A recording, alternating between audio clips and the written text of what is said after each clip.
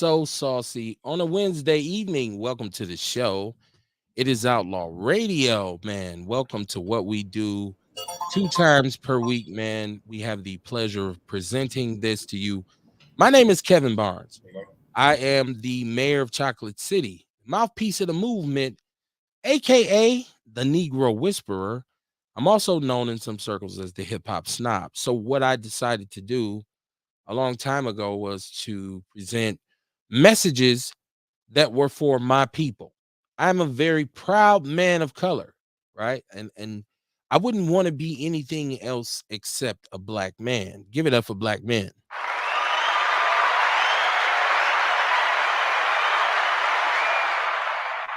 Pause. Not like that. I know it's 2023. Not like that. No, I'm talking about soul in the hole. No pun intended. I'm talking about the real alphas, if that's a term. We've kind of debunked that theory here on Outlaw Radio. But I got my partner with me, OB Rail Kenobi, aka Relly Cantone. What's going on, my brother? Chilling, man. How y'all doing? Relly Two Chins in the building. Relly Two Chins in the building. It's Outlaw Radio, man. Live from a planet called Milwaukee. Milwaukee versus everybody. Share the show, share the show, share the show, share the show. The number attached to the show is 262-202-5131. Outlaw Radio, power to the people. I mean, ultimately, you have to have a show or a song or a book or a chapter or something that says power to the people. Who are the people? What is power? Real, I'm saucy early as usual. I'm saucy. We're going to talk about power tonight, and we're going to talk about people, which are 2 out of my 3 favorite words. I ain't going to tell you what the third one is, right? You figure it out. How you doing tonight, man? How you doing? How you doing?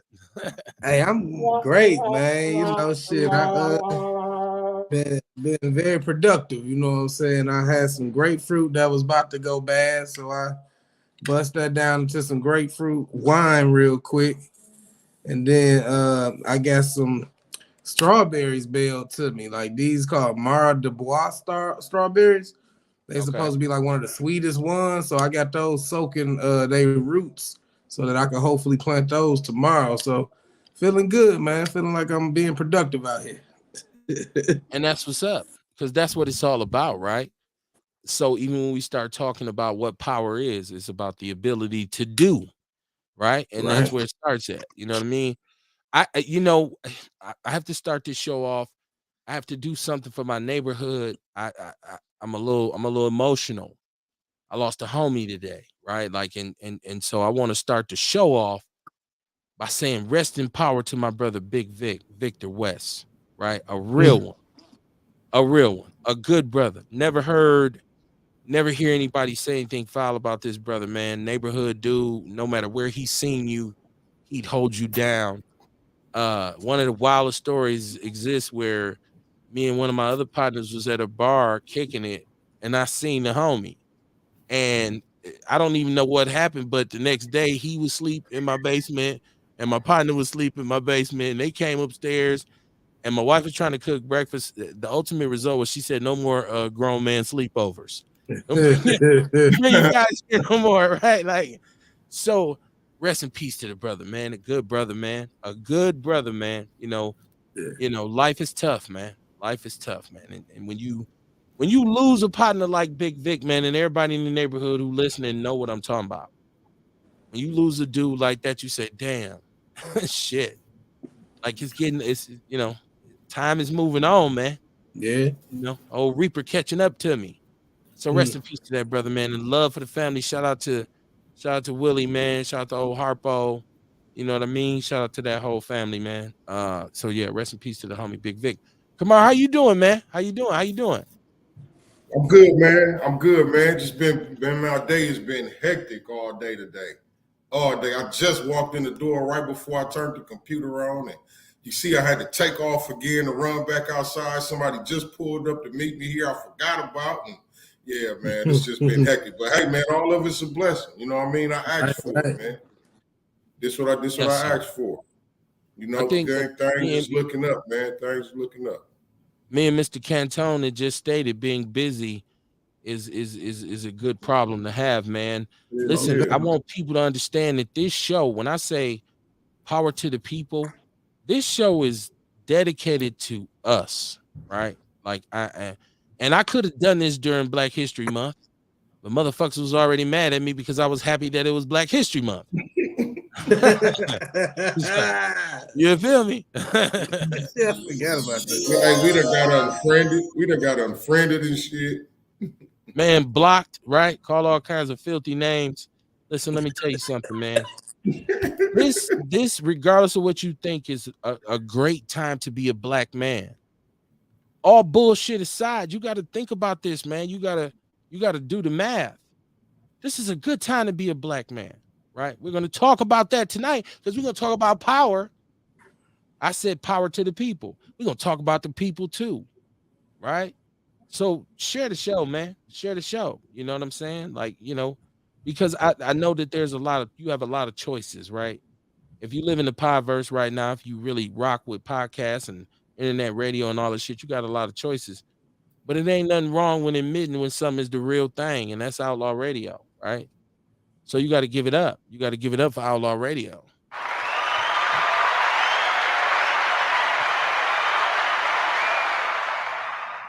Nine years and counting, I've been doing this.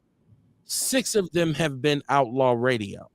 So it's easily the most consistent pod anything besides Homer Blow. But that's another show. I just want to take some time to read the definition of what an outlaw is. One who lives outside the law, using his or her own morals, experience as guidance, right? One who lives outside the law, right? How do you live outside the law, Kevin? That's a different show. I ain't gonna get it up tonight, but I just want you to know what an outlaw is. So I'm ready to get it in, man. I'm ready to talk about power to the people. I want to know what my brothers think about what power is. What is power? I ain't talking about the 50 Cent TV show. What is power? We throw this shit around. Power to the people. Oh, man. What the fuck is power? Is it money? Is it influence? Is it game? Is it manipulation? Is it mouthpiece? What is power? How does one obtain power? Because see, the thing is as people of color, in particular, black men, we have a lot of ideas, right? We have a lot of ideologies, methodologies. We move, we rock, we sway, we do what we do. But none of us achieve power in anything we do. I'm looking at Puffy. I'm looking at all these super mega rich Negroes in this country. And you would assume that they have power. But I think they have influence, because if they had power, then people who look like them will be doing better. You feel what I'm saying? So if you're a black man and you think you have power, if the people around you are not benefiting, if they not popping off, if they not successful, then you don't have no fucking power, right? And I'm not going to apologize for my profanity, because the opinions expressed on Outlaw Radio are solely those of the motherfucker that said it. Know who to be mad at. Kamar, what is power? What the fuck is power? Unity. And the reason I say that, because like, man, we've been seeing this since we was kids. You know what I mean? Like with gangs and everything. Like if you got more people with you, people gonna listen to you. You know what I mean? You got more influence. You know what I'm saying? If you got more people with you, you got more strength. And then when you talk about unity in our sense, you know what I mean? Our unity, we unite and we get this understanding like, look, we ain't gonna spend our money nowhere but with us. Now we got power, because see, them people gonna do what the fuck we say, because they want our money. They want us to, be consumers of their products also. So, you know what I mean? I feel like power is in the unity. Power is in the group movement. You know what I mean? One person can't really obtain power, man, because a motherfucker could kill you and it's over with. One person cannot obtain power. Okay. Rail, what's power? What the fuck is power? What is power? I would say just the ability to influence and control your surroundings. So, or your environment. So I think I think it's levels of power. Excuse me. Like, you know, some people may have power in a household or some shit like that, but Block bully. but ultimately my goal would be, to me, power is sovereignty. Being able to control your reality. Okay. Okay. Let me add this. Let me add this to this. Let me add this. If you listening to my show and you don't love being a black man or a black woman, stop listening to my shit. Hang up right now. This ain't the show for you. Okay? Let me tell you something. This show is about us acknowledging who we are and how we can empower ourselves, because empower is just an extension of power, right? So you would say one who has power has empowered himself. I ain't trying to go too fast. Y'all just listening slow. I promise you. 262-202-5131. It's Outlaw Radio. I come from a city, Milwaukee, where we're so beaten down that we actually have fallen for the bullshit that it ain't nothing else we can do. Oh, it ain't nothing we can do. It's all bad. It's the worst place to live in the galaxy. If I could just move to Ohio, things would sure enough be better. Motherfucker, last time I checked, Ohio was in the Union, right? I don't know if you know your geography. It is what it is. It's Milwaukee versus everybody, but I'm always that way. But I'm a little saucy, so let me calm down. You feel me? Okay. So I like when I think about this, I get kind of excited because I think about the fact that the knowledge and the understanding on how to empower ourselves is more readily available to us now than it has ever been. You know, one of the greatest things that they did to us that kind of kept us in the dark was they robbed us of our ability to obtain information. As a result, what you have is a generation after generation after generation of people who have no real understanding on how to be able to attain the knowledge they need to succeed. And I'm saying that to say that if we'd understood the law back then, we couldn't articulate it. Hey man, excuse me, Mr. White Man. According to state law, part 2, 7.5, the penal code, you are not allowed to do this. You out of order. Right. I refuse to accept this, right? You know, we weren't able to do that because we could listen. People say, Kevin, we invented knowledge. We did. Yeah, we were stripped of that shit over here. We didn't know that. We didn't know we were the inventors of anything. And in terms of higher learning, we invented higher learning. What the fuck you talking about? But we were over here in the dark. Now, see, anywhere you're at, you have to figure out how to get it in where you at. I don't give a fuck because, you know, it's one of my old redneck favorite movies, Smokey and the Bandit, right? Back in the day. I'm talking some Burt Reynolds shit, right? Like in Burt Reynolds and Smokey and the Bandit told a girl, because he was from down south, she was from New York, right? She asked him about some Broadway shows and directors. He didn't know none of them. He asked her about some country singers and some honky tonk bands, and she didn't know none of them. He said, I'm plumb convinced that you are only as ignorant as to where you're standing at in this country. So I might know everything from my neighborhood. When I go down here, I don't know sheep shit from wild honey. In order to make it there, you got to learn that lingo. You got to learn what's going on. You got to pick up on the rhythm, the vibrations. I put it in y'all terms. You got to pick up on the energy and the vibrations. Right. That's what Rail or Kamar would have said. Kevin, there's no energy there. Y'all let me know what y'all think power is out there in the chat room. The number is 262-202-5131. Hey, and in the sense that you just said, Kev, you know, like power could be in knowledge. Yes, sir. You know, the more you learn, you know what I'm saying? And we got this internet stuff right here at our fingertips. You know what I mean? Power is right there. Power could be knowledge. Yes. Just knowing what to do. Because see, you could make $1 million, right? Somehow. If you lose it, you got the knowledge on how to do it again. Right. I'm the nigga who created this app. You did what I'm saying? So I got some power. I got power over me sustaining myself, how I'm going to sustain myself. You know what I'm saying? And how I can live. There's power in that. And Kamar, just to put in here, I want to say you just put some on the grill that I didn't even know I was going to spit out. One of the things that happened to me was when at one point in my life, when I had achieved what I thought was success and I was doing well, and I had people around me, and then I did what every other nigga did. I had a situation, so I slipped, right? I slipped and fell, right? And those people abandoned me.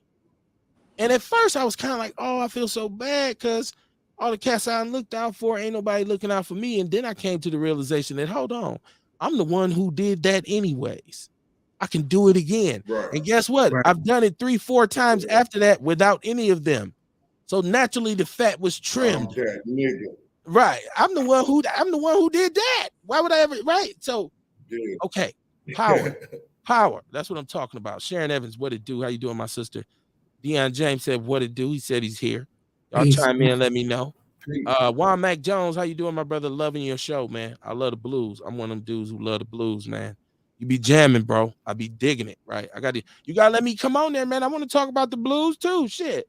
You be slipping on, right? The blues, all right. Sharon Evans, man, come on, man. He gets deep with it too. Juan don't play. He don't play. Sharon Evans said, power is control over your life and actions. Okay, that's a mechanism of power. That is a mechanism to say, you know what, I'm able to kind of manipulate. I don't want to use the word manipulate. I want to use the word direct. I'm able to direct certain episodes, right? Like, so as a man, as a father, when you empower yourself and you say, okay, well, I'm empowering myself so I can raise my children. And so that means then you become able to put them towards opportunities, point them towards resources, right? And they can capitalize on your relationships and they can prosper. Right. Therefore, you are empowered. That's power. And I said all that to say the nigga who working a 9 to 5 all day right now, not making the most money, but he's taking his money, making sure that he's raising his family, pointing his kids in the right direction. He's powerful, right? Another concept of this is this celebrity worship in America has to fucking stop. Fuck these celebrities. They are weirdos. Somebody tell me what the hell a Met Gala is. I don't know, but my lady in the fashion and shit, she actually designing for some fashion show coming up here. I think it's like a ball or something, like, but she know what it is. But I've heard. I know what it is too. I'm being very sarcastic because niggas showed up dressed like cats and shit. You know, Doja Cat come looking like a cat. Lil Nas X, who we have no expectations of at all. I wish they would take hip hop artists away from his name. He's dressed like a cat in silver sequins. Like, come on, man. I didn't know what that was, but I seen it. Puffy show up looking like Dracula. The fuck, man? All this shit just looks super homo to me. Did he for real? Come on, man. Did he for real? What was the thing? Well, it's supposed to be in honor of Karl, the fashion designer Karl Lagerfeld. Karl Lagerfeld, and he had a cat. He was famous for a cat. He had a cat of some sort. And so this is the thing, because he loved cats. The fashion world is just super gay anyways. Like, and that don't make it bad, but I'm saying I'm calling it for what it is. And so when I see black people, because we used to didn't do this kind of bullshit. I'm slowly moving into the people right now. Bernie Mac say, who you with? Right? Who you with? Listen, let me tell you something. No black person under no circumstances in no industry should ever show up looking like an actual cat at the award show. That shit is some bullshit. And I don't know. I know this sister, she's also the one who came with the crystals on, like all red, looking demonic and whatever, to one of the other shows. You couldn't have been a dog. I mean, you couldn't have been your motherfucking you couldn't self. have been a dog. You could have been yourself. You could have been yourself. Come on, man. So I'm going into the people now, because a lot of us don't know. Motherfuckers say you don't know who to trust. You don't know who to. Tupac said that. So many player hate niggas trying to sound like us. You don't know who to trust, right? So it's now you got to have a third eye, right? And that third eye can help you kind of separate the bullshit. Dion says the power in the United States come from the complexion or the connection. I think that is the norm. I think that's the norm. But I would ask my people, do you exist to go along with the norm, or do you want to be the anomaly? I would much rather be the anomaly, right? I don't care where I go. I feel like I need to be a disruption to whatever status quo is moving there, whether it be a job, whether it be any situation. I never go along to get along. And I don't accept the fact that I'm doomed to purgatory because my skin is black, right? So, yes, in America, the norm is the complexion for the connection, right? We know that. I mean, who don't? That's another thing. If you're a black person right now, you don't understand that going into any situation. I feel sorry for you. I hate to see people underachieving and say, "Man, they just fuck with me because I was black." Like I'm like, I feel like you're a dirty motherfucker, right? Like that's not. You can't put that on there because when I go into a situation, I know I'm black. I ain't never been in a situation where I didn't know I was black. So I see you coming a mile away when the white person, I'm sorry, who are you? I don't know that my shit should be on the list. Here's my credentials. Everything is above ground. I knew, like the Black Dynamite said, I threw that shit before I came in the room. I know I'm black. And I'm going in there with an attitude as if I'm black, right? That's not a bad thing. And so I would tell anybody, if you believe you're nobody, because see, this is all in extensions of Giannis, right? Because I really had to break down what Giannis said in that. And at first, the emotional part was like, y'all just got y'all ass kicked. You missed 50,000 free throws in the same game.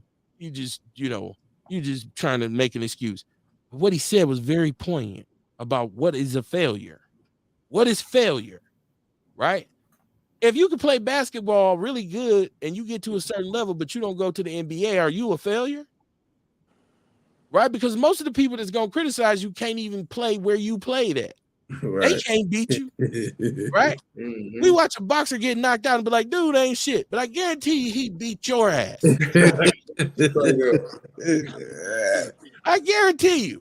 So we don't even really know how to define what failure and success is, especially if we're judging ourselves on a European standard. If we're investing in this westernized, this colonialized culture, you got to maintain a certain sense of blackness in this. Even in this, I'm the lightning rod for blackness. I'm responsible to everything black, and I don't even deny it. The good and the bad shit. Like, nigga, you like watermelon? Hell yeah, I like watermelon. Like a motherfucker. But I don't eat watermelon in front of white people. I got a complex with that shit. In North Dakota, they used to have watermelon in the food service. I used to want some watermelon so bad, right? But we being in cafeteria full of white people. I would never get the watermelon. I would never do it. Like, damn. Yeah, because I just didn't, I felt like it was a fight coming with that. I'm fucking that shit up. Right. But see, Jamar, the thing would have been, because I hadn't had any for a while, so I might have really been into it, right? And if I looked up and seen one white dude smiling, I probably would have fired him in his shit. What you laughing at? You know what I mean? What you laughing at, man? I would have been back home. I would have been back home in a month. Y'all call into the show, 262-202-5131. The people. I think the song says people make the world go round. I don't know if y'all listen to Stylistic. Watching the show. One of the most beautiful songs. One of the most beautiful songs I've ever heard is People Make the World Go Round by the Stylistics. Yeah. If you listen to that song, right? West Coast Connection sampled it. West Side Connection sampled it for Gangsters Make the World Go Round. But I mean, if you listen to the original, Trash Men Didn't Get My Trash Today. Oh, why? Because they want more pay. You got to listen to it. The garbage man on strike because they treating him like they ain't the people. Right? I get off on this kind of shit, right? It's Outlaw Radio. But I'm just saying, I think if we really took account into who we actually are, especially in this city, imagine if black people here said, hold the fuck on. Man, we deserve better than this shit. If we said that to each other, Because we can make anything a trend. That's one thing about us. We made gang banging popular. We made drug dealing popular. We made pimping popular. You know, Doja Cat made looking like a cat popular, I guess, because somebody gonna imitate that shit. So if we just say, no, you know what, from now on, our mantra is gonna be, hey man, it's all good, and it's all about building and empowering ourselves by telling these politicians, yeah, you got a job and you make a little bit more money than me, but you are beholden to me. Hire your ass, fire your ass, right? And let them know that the power is in the people. That's supposed to be what a democracy is, right? When we make up our mind and say, fuck them, people get moved around. That's what cancel culture is. Now that I think, I've been thinking about this, like, cancel culture is really just a bastardized sense of accountability. Like, I'm going to hold you so accountable that if you say something that personally offends me, I'm off you. We're boycotting you, right? What if we took that bullshit out and what if we boycotted ineffective politicians, or we said you cancel? What if we said that to politicians? Oh, you cancel. We won't say that to them. We'll It'd keep be voting. dope if we really canceled them. Right. Well, man, wouldn't that be a beautiful thing? Right. It'd be dope. I mean, a motherfucker show up for his photo op and ain't nobody out there. Damn, where the people at? They ain't fucking with you, bro. Look at these potholes. They ain't fucking with you, man. Look at this. We just had little kids get hit with stray bullets. Nobody's coming to your event. Nobody's coming to your powwow. Jesse Parrish, how you doing, my brother? Shout out to Shay. Shout out to Shay. You know what I mean? Shay, I got a bone to pick. Shay was mad at me the other night, right? Right. Jesse Parrish was mad at me the other night. He says, peace. Yeah, man. I talked to Shabaka today. Shout out to Shabaka. Let me tell y'all why Shay was mad at me. Because I was talking shit about the Brat, right? And I said the wrong year for the Funkify album, but he said he was 7 years old in 1994 when the Brat came out, right? I was 18. I was already in the streets. That's why I was saying we wasn't riding around bumping up goddamn Brat. You heard it on the radio. You seen the video on TV. Niggas wasn't pulling up, bumping that. Niggas was pulling up, bumping, Dog Pound and Chronic and all that. UGK. We was not playing Funktified. We was Funktified. Now I tell you this: MC Breed's most classic album is called Funkified, which came out in the summer of 1994. When I'ma give you what you want. That was Jermaine Dupri's best we bumped. That was Jermaine Dupri's best album that he ever produced. For the Brat? No, period. I'm saying that you talking about Funkified for the Brat because he didn't produce. I'm talking about that Breed album. Jermaine Dupri didn't produce that album. He didn't produce that when Breed went to Atlanta? No. That was Jazzy Faye. That was Jazzy Faye, The Dangerous Crew. That was what's the other dude name? I thought Jermaine Dupri had some. No, he had nothing to do with MC Breed Funkified. Nothing. Not even close. So Shay was mad at me and he was like, well, you said the wrong year. You said the wrong year, Mr. Hip Hop Snob. So to Shay, I apologize. I said the wrong year. Juice Lady in the building. What's popping, Courtney? What's popping? Hey y'all, you know what I'm saying? I'm out in the world preparing for this vacation. Look, the old nigga he want to see me before I go on a trip, right? But I ain't fucking with it because he just trying to get me to come to the same bar we just went to. But I'm not gonna meet you at the bar again. Leave me alone, nigga. Girl, you better go drink some Apple Crown and listen to Tyrone Davis with that man. You better go have a good time. It might be the best day you've had in your life. Goddamn tacos. No. Hey, shit. Free tacos. Free anything is good. Sharon Evans is diagnosing me. She said the fear of eating watermelon or doing anything you love in front of white folks is coonish. Listen, I never said I didn't have any coon in me. Listen, I'm from the United States of America. Let me tell you something. I did a show called The Coon in Me a long time ago. So, hey, okay. I'm open with my shit. I can tell you, man, I'm not eating no watermelon in front of no white person because I might enjoy it too much. And if that motherfucker go to grinning, I'm gonna be mad. Like, what? Do you see something funny, motherfucker? I know my triggers. I know myself. Okay, so I guess I'm a coon. There we go. Mama Jenkins. I'm not. Anybody can get it, including me. Mama Jenkins says, "Great evening, Outlaw family. I'm gonna eat watermelon in front of the devil. It's good to the rind. White folks use a knife. We just use our teeth. Look, I grew up watching them cartoons, right, with little Sambo and them eating the watermelon and shit. It And created spit a the seed complex out. within me. Yeah, man. Yeah. Those are the little pickaninnies. Yes, sir. Yes, sir. Right, Right. real. And I was in North Dakota by myself, so I'm like, I ain't got. If I had the family with me, we could mob. You know what I mean? Like, okay, hey man, I'm gonna go over here and slap dude for laughing at you eating your watermelon. But I was solo. I knew I would have had to fight all the white folks. So it was what it was. She said, "Good evening." Oh, that's Tiarsha. She said, "Good evening, Kevin Camarell and the Outlaw family." Yes, yes, yes. Peace. Juice Lady on the road. He said, "Where you rolling to, Courtney?" Right? Paris I want to had to know go where you drop go. my lizards off to my children. I'm about to go on. I'm going on a trip, so I had to take my lizards to my boys so they can make sure the lizards are all right. Okay, feed the lizards, right? Damn, you got lizards and shit? Yep, you know, I felt like that was a very low maintenance pet, and it is. So, yep. So, Right. You know, whatever works for you, man. I mean, shit. yeah. But it's power to the people, man. And I'm looking at okay, so there's a lot to talk about tonight in terms of the political structure in the city. If you're paying attention to what's going on, I got to get Miss Beverly back on because she's hot on MPS's heels about some missing money and whatnot. But we talked about the other night, and like this is what I'm saying. I hear a lot of platforms, but I don't hear people talk about the real shit. We talked about this tax, the budget deficit in the city of Milwaukee, which I believe was $150 million. If I got my zeros in the right place, right? Zero zero comma comma comma comma comma chameleon. And so I even said on there, why the fuck is the city of Milwaukee, which is the largest tax base, and the largest city in the state, why do we have a deficit when Madison has a surplus?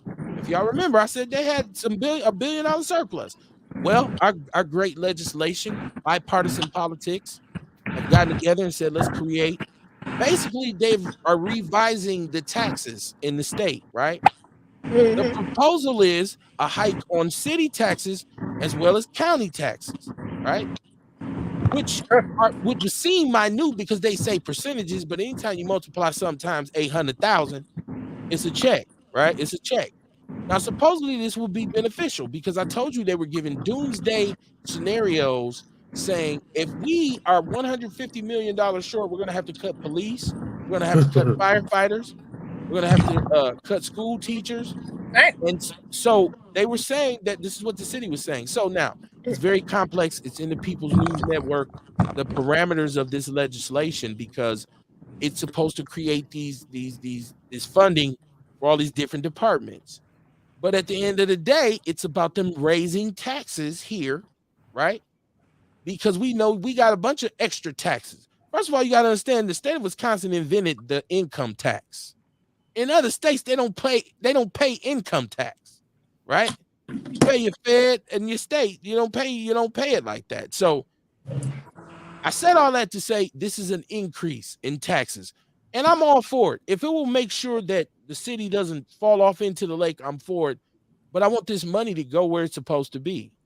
I want it to be spent properly. So if we're going to now empower the police and say we're going to make sure your funding doesn't go away, I need for them to do their part and come up with some effective plans to deal with the bullshit going on in the city. I believe this 15-year-old who was hanging out the back of the Kia that collided with the bus the other day perished. Somebody said that to me. I don't know it to be true. I don't know. If you know, let me know. Because I don't want to put nobody in the grave that ain't supposed to be there. But so if we're gonna give you money and make sure you keep now some of this shit, these occurrences have to stop, right? Yeah. The park system, because I know the county was saying, I heard Brother David, he said, man, by next year we're gonna be out of money, nigga. He didn't say that, but that's how I heard it and shit, right? Yeah. Right. Right. Anytime I listen to a black politician on TV, I hear it in black language, right? I'd be like, basically, motherfucker, this shit closed. Y'all motherfuckers about to be struggling. That ain't nowhere near what they said. That's what I heard. Shit. I know I got issues, man. I got issues. He said Nickelodeon did the reel in 1913 to 1915. Thomas Edison did a film reel of two brothers eating watermelon. And then after that, everything watermelon was associated with us FBA. Man, listen, watermelon is a strange thing because it's one of the most delicious things you could eat. It's one of the most healthy fruit that you can eat. Yeah. But it's attached to us being like uncontrollable animals when one is cut open. We go crazy for that shit. That and white women. So black men go crazy for watermelon and white women. And if it's a white woman with a watermelon, woo-wee.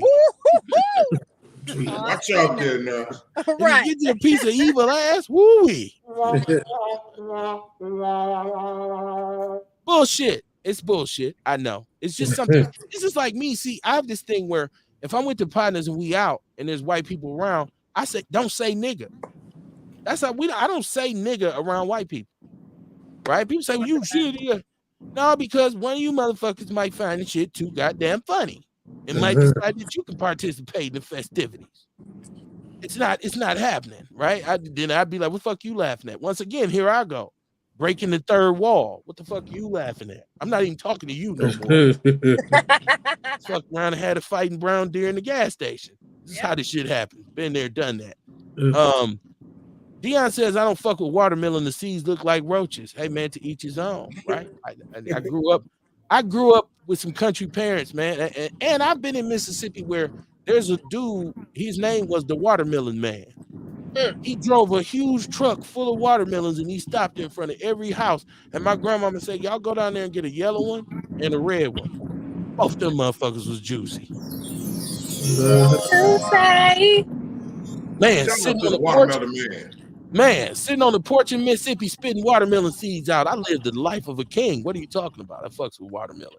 If it ain't no white people there, I'm not coming off that. Y'all do what y'all want to do. Because if I'm somewhere with your black ass and you go to town on a piece of watermelon and there's white people there, when you look up, I'm going to be looking at you funny too. This fucking monkey. Couldn't help himself. What the fuck wrong with you, man? Stop eating that shit like that, man. I can't take this guy anywhere. Oh my God. I swear you can't, Kamar. Next time you be like, Kev, let's go grab something to eat. I'll be like, nah, I'm good. It might be some watermelon there, motherfucker. You might embarrass me. No, man. I love my people, man. I love being black, man. I love being black. You know, it's just like a man eating a banana in public. I don't think men should eat bananas in public, right? Nah, real shit. I think you're super suspect if you a man and you got a banana and you sitting somewhere eating it. Like look at this nigga. Like I feel like you should do that at home, right? Like eat your banana for you. In his lunch. He's trying to get his health in for the day. Yeah, it says a lot about you if you just don't mind eating a banana in public. I'm like, this cat is suspect, right? I would never do no crime with him. I know. It's crazy, right? It's power. But see, that's another extension of power because power really is the ability to control your understanding and your perception. You can't fool me you can't lead me astray if I'm already convicted. If I already got my mind made up and I know this is how I'm moving, you can't lead me astray because I'm not going to listen to your bullshit. Because you eating a banana in the lunchroom. I'm not listening to you anyways. Fuck wrong with you? Why you looking at me like that, Kev? Nigga, why is you eating that banana like that, monkey? Sharon Evans says, Kevin scratching my head. I know. I have issues, man, but this is therapy. You know, Outlaw Radio is therapeutic for a lot of us, right? And I ask that everybody share, you know, their isms on Outlaw Radio. But no, back to this tax thing, man. You know, I think I'm not totally against it, right? And I think that it's important that the Democrats and the Republicans are able in some sort of fashion to say, okay, fuck this partisan shit. We got to figure something out about this bread. Like, and you know, does the state benefit from it? You know, who benefits from it? I think the people are supposed to benefit from it. Now, I don't mind paying a little bit more tax, right? I'm going to tell you why. Because I don't make minimum wage. I'm not rich, but I'm okay. We're okay. I don't mind saying, take a little bit out of my bread and give it to some poor folks, man. Because I hate to see hungry children. But I want to make sure that it's being placed in the right way. Now, Milwaukee County has to deal with this pension plan. If you're not familiar, years ago, some white people who work for the county wrote up a plan to say, shit, from now on out, If any of us retire, we getting $1 million. Don't give a fuck. Whenever you retire, you get $1 million or two. And the county had to honor this shit for a very long time, so it put them in a fiscal hole. Mama Jenkins said, we are fucked with this budget. This raggedy ass leadership is not beneficial to the people, KB. When I go to Mississippi, I'm going to bring you all back one of my... She said she's going to bring us one back, a watermelon. She said, my truck be loaded. So y'all on the list, I damn near eat a half a watermelon when I cut it. Love the juice. Put me in the game, coach. Yep. Let me some watermelon wine. Some pink, some yellow, and some orange. Watermelon wine. Mama Jenkins, if you bring some watermelon back, I will come to your house and sit in your backyard and tear that shit up. Because I know it ain't going to be no white people there. So I be straight. I'd be straight if Mama Jenkins bring me a Mississippi watermelon. I'm going to tear that shit up, right? I'd be sitting somewhere where they can't see me. But no, I mean, it's the same thing for me with fried chicken, only white people go crazier for fried chicken than we do, right? Like, so, but you know, I'm careful with that shit. Like, you sitting around with a big ass piece of fried chicken in front of a room full of white people. Some black people enjoy that shit though. Like face all greasy and shit, you know, he's sitting there with moving, like nodding his head. He having a good time in that shit. And they looking at him like, look at this animal. Fucking crazy. Right? And, you know, I'm just saying, man. I don't believe in giving my enemies ammunition. Y'all let me know what y'all think about the budget, man. Y'all, if anybody please cut me off. Because I'm saucy as fuck tonight. I probably will never shut the fuck up. Right. So y'all jump in. Y'all jump in. I was on this Met Gala shit because I'm one of them dudes. I don't watch award shows. This goes back to my people thing. Power to the people. You know, it's such a mental screw job that we idolize people who get paid to act like someone else. I'm actually a fan of you because you have a great ability to act like somebody else other than who you actually are. And most of the time when you meet these motherfuckers, you be disappointed. Here's the story, right? And I don't like to do this, but I'm going to keep it a buck. Right. I'm a hip hop snob, right? I reach out to a lot of celebrities to come on Outlaw Radio, especially those cats who I come up, you know, listening to or watching or whatever. And this is how we end up with Mac Mall. This is how we end up with Big Mike, Willie D, MC Shan, all these people, all these celebrities that we brought on who've done the show. I reach out to Sibo. I don't know if y'all know who Sibo is. Sibo, the old school West Coast rapper. Right? One of my favorite rappers, right? I remember going to Audio Vibes back in the day, and he was an independent artist. I bought the tape, took it back to the hood, let cats hear it, and we all went and bought it from Audio Vibes, right? I hit him on Instagram like, come on, man, you know, for an interview. You know, I just like want to talk about the culture and whatnot. This dude says, I don't do nothing for free, bro. I say, okay, so what you talking about? He told me $1,000 for an interview.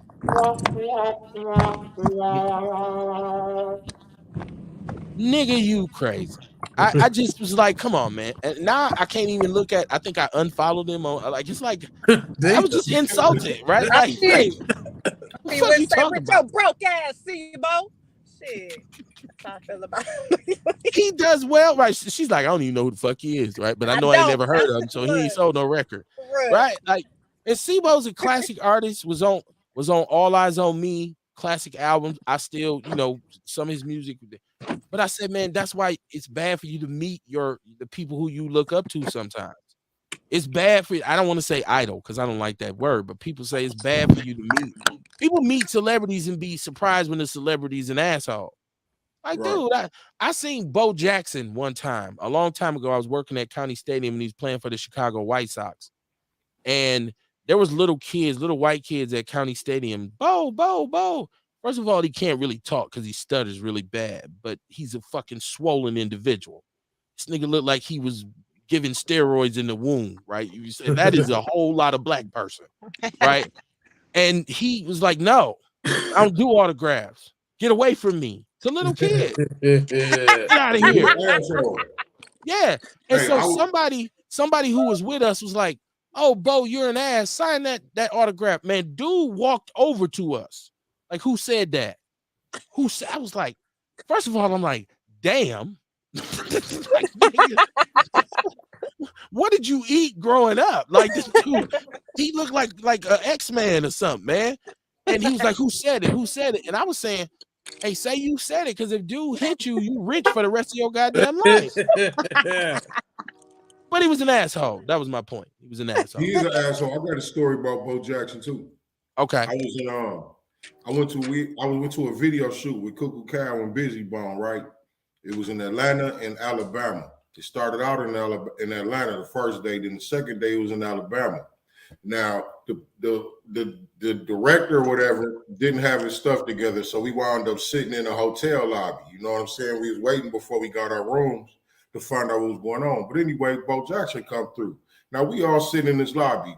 Like I said, Busy Bone in there, Cuckoo. So it was some of Busy Bone partners, some of Cuckoo partners, and then the motherfuckers that was with me that I was with, you know what I'm saying? So we was deep in that motherfucking lobby.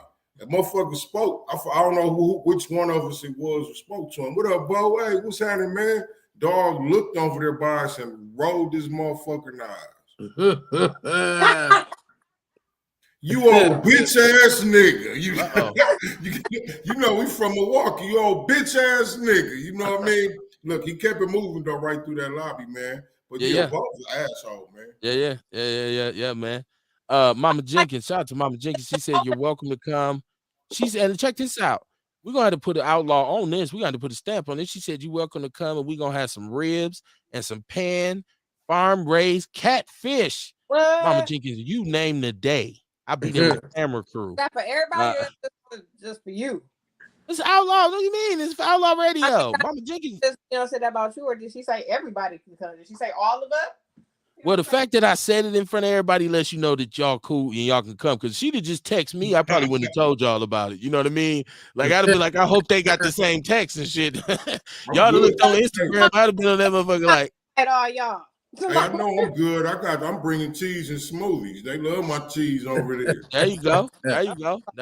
I bring the sodas and the, black people always want you to bring paper plates and plastic cups so they don't have to wash the dishes. I'm on napkin duty. I'll be there with some potato salad, right?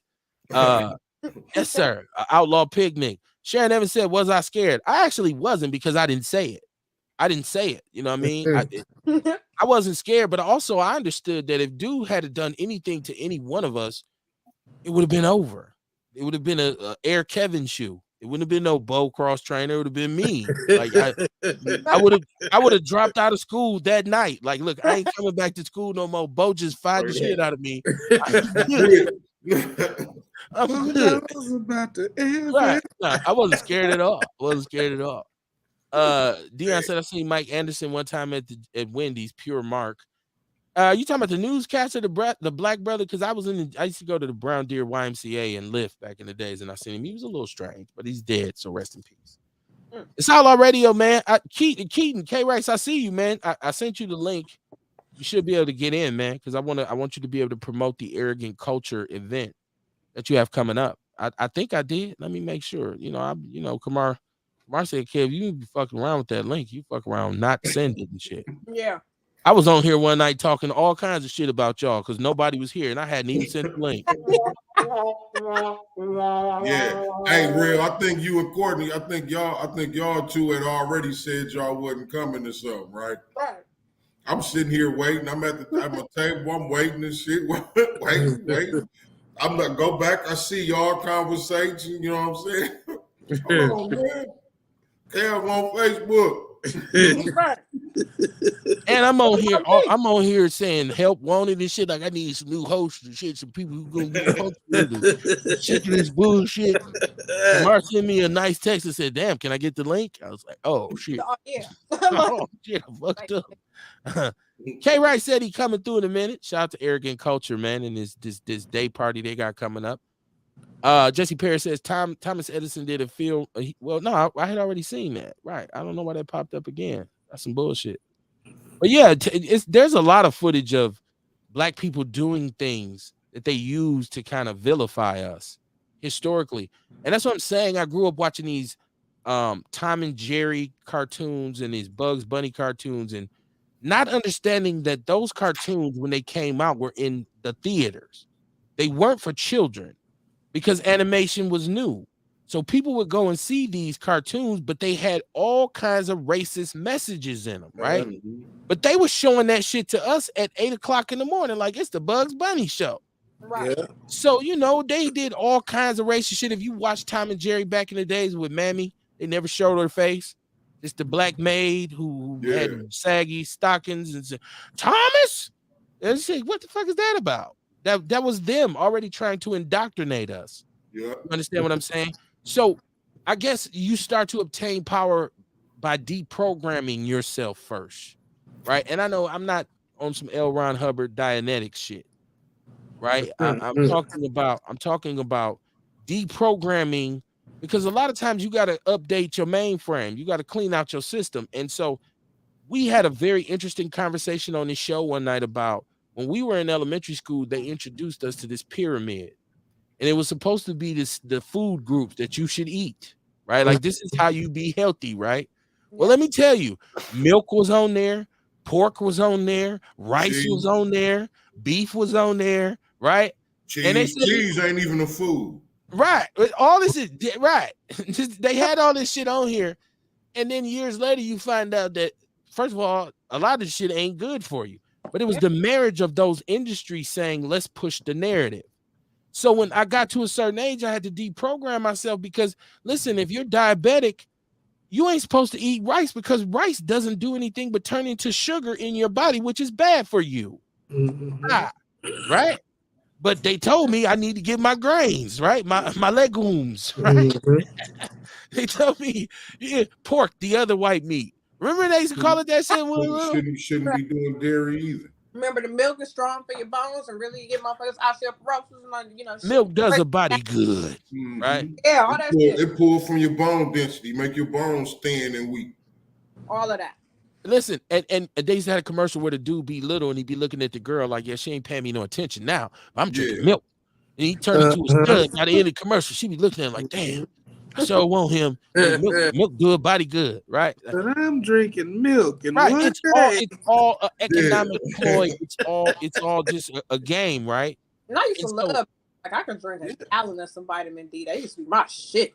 But that's what I put in my book. I said that once I realized that they lied to me about that shit, I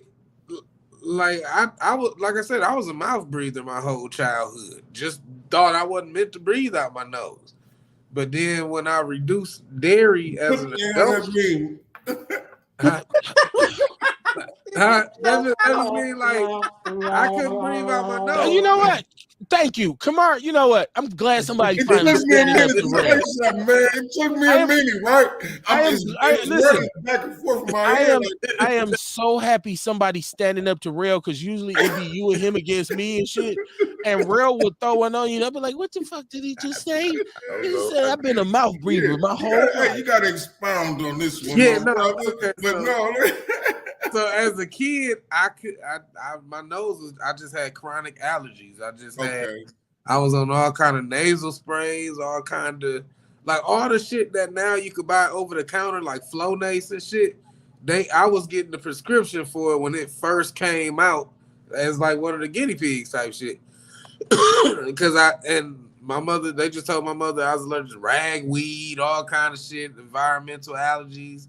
Right. Chronic allergies. But then when I got older and reduced my dairy and began to breathe through my nose, I'm like, damn, what else they lying about? Because it was building up all that mucus. Because in MPS, all you seen was different posters of different athletes and celebrities with a fake ass milk mustache.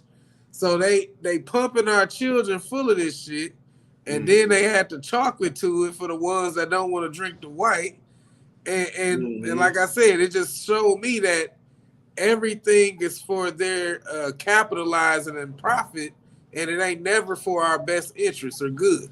Damn, I'm glad you cared. You cleared that up. Thank you. I thought this was one of them realisms, because he be having realisms sometimes. And sometimes Rel will insult the shit out of you, and you got to be like, wait, this motherfucker. Damn, What do you I? say? I don't try to And insult he be you. done moved on and be like, yeah, because he'll chuckle a little bit, like, you hear me, fam? Like, yeah, I just dissed the shit out of you, right? Like with your dumb ass, right? Like, what did he tell me that night, Kamar? He said, well, you just want an excuse to be ignorant. Fuck it, let's do it then. What the fuck this nigga just say to me? You just want to be done. You like being dumb. Okay, well, come on, mayor. Like, hold the fuck on. Let's start the show, nigga. What the fuck is going on? That's what makes Outlaw Radio great, man. Well, you could get insulted and not even know it until after the show. Like, wait a minute. That nigga just called me a mouth breather. I'm finna call his ass. About, bro, what that mean? So no. I like it, but I'm not lactose intolerant, right? Okay. I grew up drinking milk, right? And I put some milk on some cornflakes or some Cheerios and Cinnamon Toast Crunch, something like that. Love ice cream, love cheese from Wisconsin, love cheese. Right? I'm not lactose intolerant, but there are a lot of black people who are. It's very bad for them. Like they'll say, man, I really can't do it. And I didn't know that until I got my wife is like, nah, I can't really do like dairy. I'm like, what you mean, girl? You better get some of this ice cream. Yeah, you don't have no gas, no nothing. Well, I mean, I get gas off everything I eat, so it's not just milk. If that's the case, I shouldn't eat. Tolerant. All of us. Man, I'll get gas. I'll get gas off lettuce. What are you talking about? Everything. I'm old. Everything I eat is coming out the other end some way. Like nothing stays inside, right? Like so, maybe I do get more gassy off ice cream or cheese. I never took the time to say. I just assume it's Tuesday. It's just different levels. We all lactose intolerant. Well, black folks for sure. I can't really speak on white like that, but yeah, some of us we just have gas. Just cool a little bit. Some people that shit they be fucked up.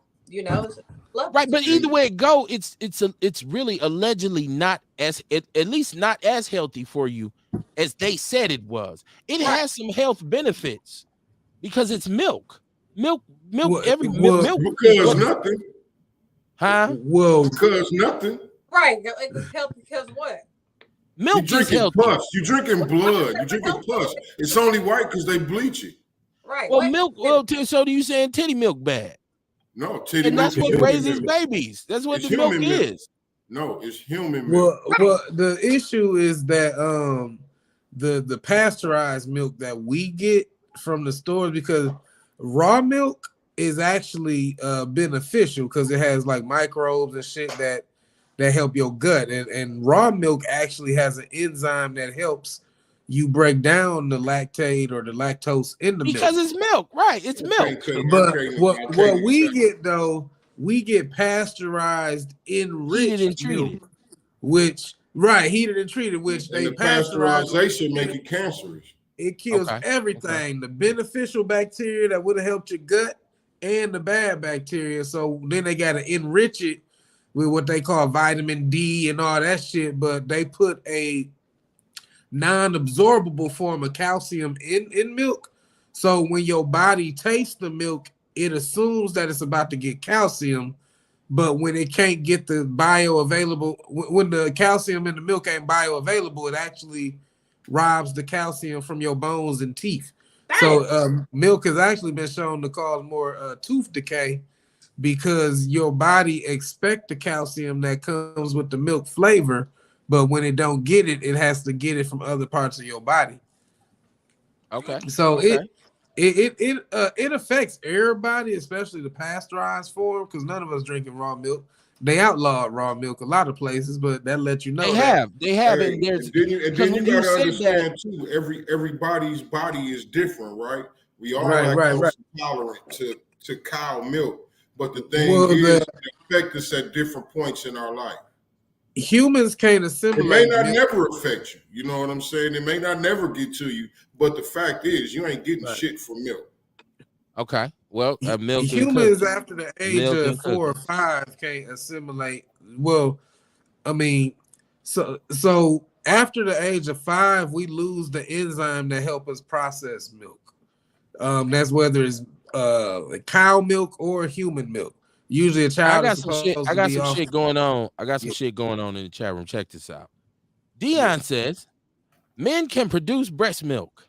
I've never seen this phenomena. Dion, you learned something new. Real, have you heard of this? Male Yeah, I breast read milk. about. Okay. Okay. I've never seen it. Yeah, Never I read about never experienced it. some of it. I think occurred naturally from stimulation, I guess, when women weren't around. But then a lot of it comes now Well, because now of the hold hormone. on, because I've been stimulated a lot. I've never had milk come out my nipples. Like I'm just They saying. say that a man can, they say that a man can produce breast milk if if that's the desire. Here's a tip. Here's a tip. If she turns you on so much that you produce breast milk, marry her. She is the shit. No, it's like That is like the I great. think you gotta like Come on, man. simulate nursing, like pumping and shit. But like I read about it, but a lot of people who produce milk now is because of hormonal imbalances coming from the food. Like a Okay, there lot we of go. us So, eat so it's an soy. abnormality. It's an abnormality. Yeah, yeah. A Okay. lot of us eat soy, and soy is a phytoestrogen. So it's a plant chemical that imitates estrogen when it's Oh, see, metabolized by now our that's where body. you have to be careful with the super vegan path if you don't understand it, because you'll be eating a lot of soy. Now, hold on, like Man, you nothing for nothing, not for nothing, as they yeah, say. Kamar looked right. up at me like, Kev, don't you start that shit. Kamar, Well, no, hey, I y'all was didn't just see him. going to say Y'all this. didn't I was see him just cut going his to, eye. He gave me the rock. well, He gave me the rock, eyelash. Like, Kev, don't you start that The people's bullshit. eyebrow. Yeah, the people's eyebrow. Go ahead, well, no, Kamar. I was just going to say, you know what I mean? I always say that, you know what I mean? No matter how you eat, unless you eating all raw vegetables and raw fruit, man, you ain't Right, doing it right. I Okay. always right. say that. You know what I mean? So I wasn't finna get on you. I was just finna add on to that. You know what I'm Okay, saying? I And don't then never you know think, because I and know, then you think like this too. You know what I mean? You gotta think like this too. You know what I mean? Like how much bad shit are we eating? Like the milk is fucking us up on that note too. You dig what I'm okay, saying? And watermelon really helped men on that note. You dig it? okay. Well, you don't want to eat watermelon in front of white people. That So so it's back to you me. know what And, I'm saying? and see, what I meant to say is, Kamar one of the motherfuckers too that'll insult you on the low, and then but what he does is if he diss you, he ain't gonna say nothing for a while. He gonna call himself like I'm done. Fuck this. I said what I had to say, right? But he'll throw one. All outlaws is a contact sport, man. I get it. He's basically so niggas shut the fuck up. I didn't say I wasn't gonna say nothing to your ass. It's all good. It's all good, Kamar. It's all good. All right, if you know, you know. He Hey, said, right, it's Puss. Let me see. Shout out to Shabaka. He said, greetings from Las Vegas. Good conversation with the brother. Want to support, want to support. Got my apparel, my summer lineup coming. I got my conscious clothing line coming. I got Outlaw Radio, People's Network apparel coming on deck. Y'all be on point for that. I can't wait till it get warm so I can do my conscious clothing. It's gonna be so much fun. I'm gonna have so much fun because I'm just a person who likes to, just push the line, right? Like I just like for people to be like, "What the fuck, man? What's wrong with you?" I should be getting SSI, but I ain't qualified yet. You said Outlaws. Mama Jenkins said y'all be teaching and sharing a lot of knowledge with y'all listeners. Mama Jenkins, I don't. It ends up being the way the show goes, but it's not like I can say I plan it. But I know everybody comes equipped with what they come equipped with, so we're able to kind of expound on a lot of things, which leads me to another thing that we haven't discussed yet, which is the red table talk for Jada Pinkett Smith was canceled, right?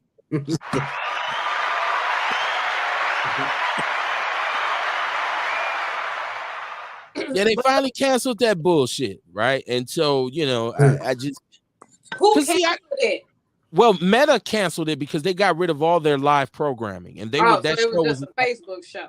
yeah, it was a Facebook, it was their platform. But you got to understand, see, the internet is the new television, right? Yeah. Because YouTube motherfuckers and motherfuckers on Instagram, they're popping off, right? Like you hear this debate every day if you're in the pieverse like myself, which you got this argument over this list that was produced that said who's the top podcasters. One was Nori, one was Joe Budden. There's no jumper. Like, so what we do right here, there's people on YouTube doing this, making buku dala. I'm trying to get into that vein, but I don't do what they do, right? Like, so I'm not gonna jump the shark. I'm Yeah. not Arthur Fonzarelli. I have integrity. I'm a whole real person, right? I'm part of the people, right? I'm never. They say if I sell out, I gets the hell out, right? So, Hey. but yeah, man. So this whole thing with Jada Pinkett Smith was for me.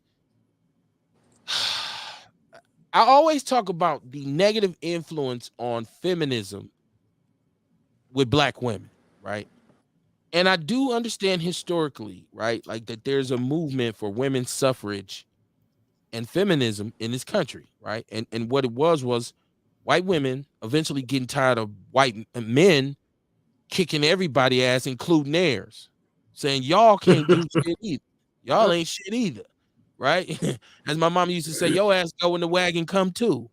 So they started their own movement. No, we got to get equal pay. We have to get equal opportunity. We want to be able to do all these things that.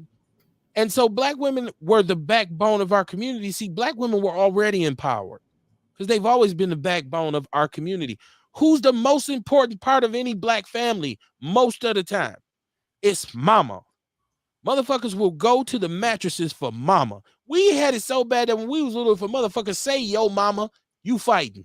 Trying to I fight. slapped the girl flat. I remember slapped the shit out of her in Mississippi. I did. Right. Talking about your mama. Fuck you say Right. about my mama? Mama, the black woman was already empowered, right? Yeah. But along come these feminists burning bras and whatnot and telling sisters, you know, men are bad and all this, and including yours. He's bad too. Leading you to the point where I'll give you welfare if you just keep his broke ass out the house, right? You don't need him. That was their message. Well, I'm here to tell you, black women do need black men and vice versa. Black men need black women. Whoever say we don't is a motherfucking lie, right? I don't give a fuck how independent your ass think you is. I'm gonna date outside my race. You finna get fucked over by a white dude, right? I'm gonna be a lesbian. You finna get fucked over by a butch chick, right? Like you gonna eventually come on back home to the brother, standing there saying, "Damn girl, I was waiting on you to come back," right? So I look at this red table talk as because it was all about. I never understood how Will was able to just sit there on his wife's show, and the show was about me screwing my son's friend in your house. Oh, that wasn't the show. That was one episode. That's what made it. That's what made it. That was the one that made it go viral. That was And the Will sat there crying and shit like, yeah, Jada was always intimidated. That it's like, damn. Black men had to hold that L. Me and Kamar say this all the time about accountability. Sometimes you got to hold that L. He had to hold that L, right? And this shit was blowing up, and then she's on there talking about, yeah, I was obsessed with porn, and her mama like, me too, girl. And the little girl like, well, shit, me too. We all upset. It's like, and you know, the little girl talking about, I wrote a love letter.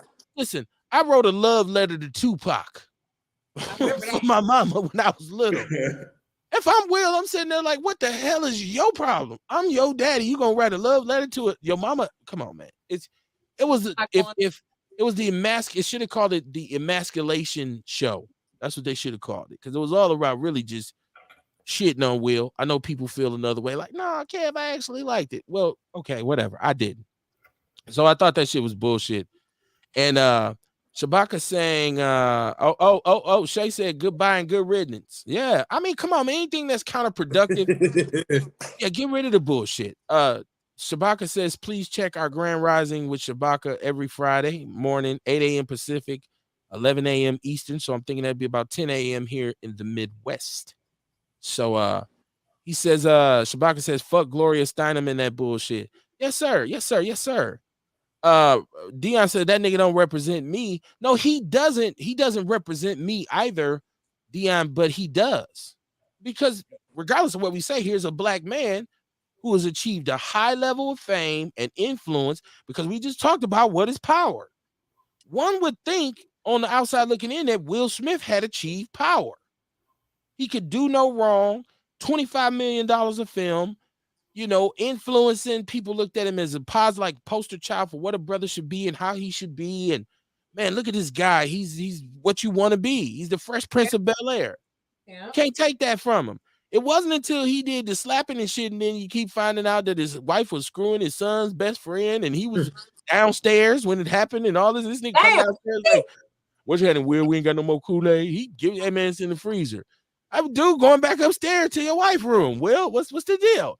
So it did. It's an L for us, man. It's an L, just how we look, because black women start taking up this flag. Like, yeah, girl, Oh yeah, man, we empowered and all this shit. So I'm glad the shit was canceled. I guess that's what I was gonna say. Now, We start having entanglements after that. Hey. right. So, right. Debbie, and I'm gonna take you on TV and talk about it. Mm-hmm. Like, welcome to the show, baby. I just want you to come on and talk about how I fucked you over. Y'all give it up for my husband. I fucked him over, y'all.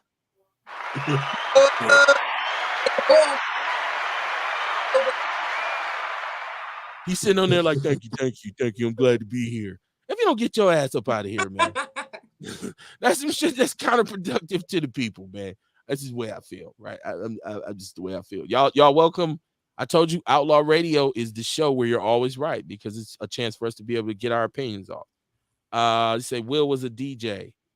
Well, no, Will was a rapper. Jazzy Jeff was the DJ. He said he should have won an Oscar for portraying Ali. Maybe he should have, but he shouldn't have went on the goddamn red table talk and sat there looking like a goddamn dumbass either. But I'm saying, it's one of them situations, where motherfuckers always be like, well, she was just a beard for you anyway. What if she was just like his beard married her and really he ain't even, or he doing his own thing? What if it ain't what we think, but he is getting embarrassed no matter what the fuck going on? It's just like that Dwayne Wade and old girl. She definitely seems like the husband and Dwayne the wife.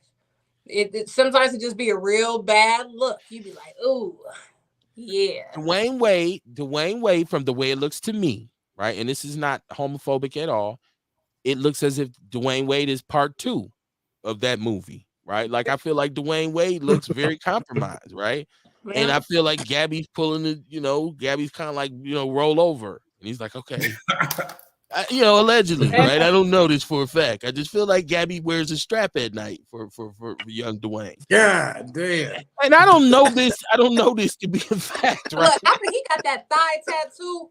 Look, when he got that thigh tattoo, it was over for me. I was like, oh. Yeah. My wife could, baby, I want you to get a tattoo my name on you. Okay, where you want me to put it? On your thigh? I'm cool. I'll put it on my arm. Right? Like, why you just give him a banana and just, with his thigh tattoo and say, going out there and eat in the cafeteria. You sit in the cafeteria like, this is a great banana. Like, what the fuck is wrong with Will? Mama Jenkins said, I'm glad this heifer is off the air. I never liked it. He said Hollywood is his own planet. Jesse said, Will been on weird shit. Remember 60 Degrees of Separation? Yeah, when he kissed the little white dude. Remember that very well. Fresh Princess of Bel-Air.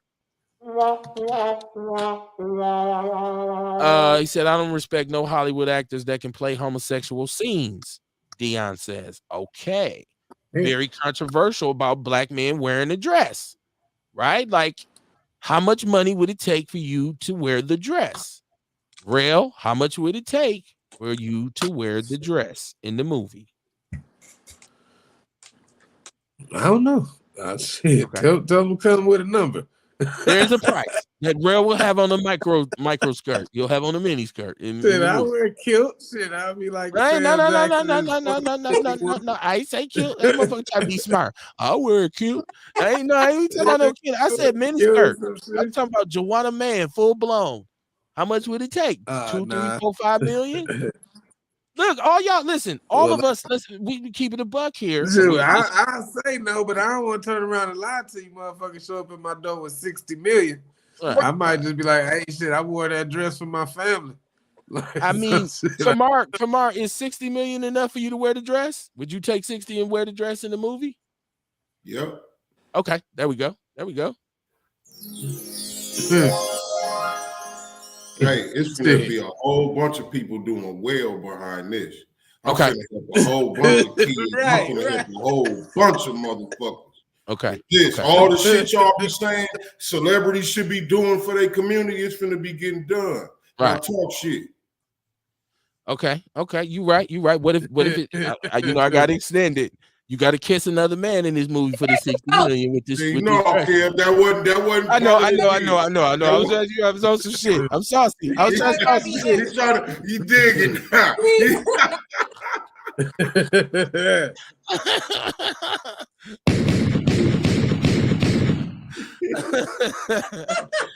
I'm at your ass. I'm telling you, man. I be That coming nigga here ready to reaching. fight with Kamar and Rail because they both be. I be listening back to the show sometimes, like these motherfuckers, man. And it's like a little thing where they just like, forgive him. He's not enlightened as we are. I'm like, oh, these dudes real light skinned on me tonight, right? Like it's on, right? Let me see. Okay, so he said Dwayne Wade. Who is this? This is Shabak. He says Dwayne Wade is sick. Hollywood has a lot of influence on his alphabet shit. Jesse says he agrees with Dion, and Shabaka says black men wearing dresses is a symbol of buck breaking. $60 million to buck break. I mean, because like I said, I tried to put Kamar. I was gonna try to put Kamar in a right. That's why I was gonna try to ease you in that direction, but you backed up off of it too quick. Like, nah, man, Kev, you can't add that shit. Like you doing too much. I was finna say, what if you got a kiss, Kamar? He said, nah, nigga, that ain't the contract. Let me see. He said he wouldn't do it. Shabaka said he wouldn't do it. Dion said, and bust slob with a man. See, there we go. That's what I'm saying. Niggas will test you. He said wearing a dress, hell no. K Wright said I'm going too far. Okay, I can accept that. I'm a habitual line stepper. I am a habitual line stepper. Kissing another dog face, hell no. Mama Jenkins said, now KB putting some shit in with the dollars. Yeah. You don't just get $60 million and think you just finna come out in a sundress. Oh no. Oh no. You have to engage in tongue wrestling with your co-star. If you want the 60, you still gonna do good for the community though, Kamar, right? I mean, you know what I'm saying? You still I know I ain't gay. My woman know I ain't. You know what I mean? See, that's why you could do it and take the 60 and walk, man. That's what I'm saying, you know what man. I mean? They're self-conscious, man. We so insecure. Watch these live videos, nigga. Oh shit. Okay, you gonna have a sex tape. Yeah. Why now y'all we got a talk problem. Somebody done leaked the witch doctor because he can't. I'm just gonna log off Facebook that day. Like, damn. The ghetto witch doctor all over the timeline, man.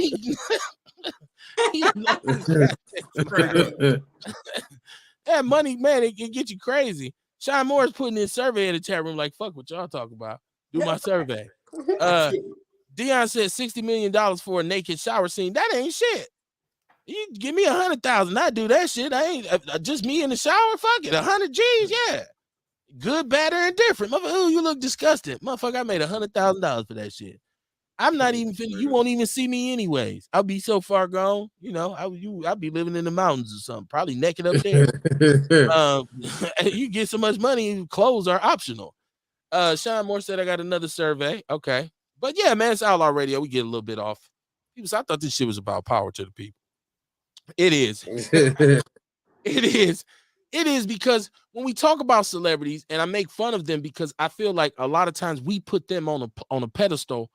And we feel like they're better than us. Like we look at people who have material things and we feel like, damn, he's better than me. Like you drive past, you go down Lake Drive, you see all these opulent mansions, right? Luxury cars in the driveway. And you think, damn, man, I wish I had that. You know what I mean? I wish I, had enough money to do that. But you don't have no idea what's going on in that house. You don't know what's going on with those people. Right? But the material thing makes you put somebody above you, like celebrities, like politicians. How do I connect this? Let me tell you.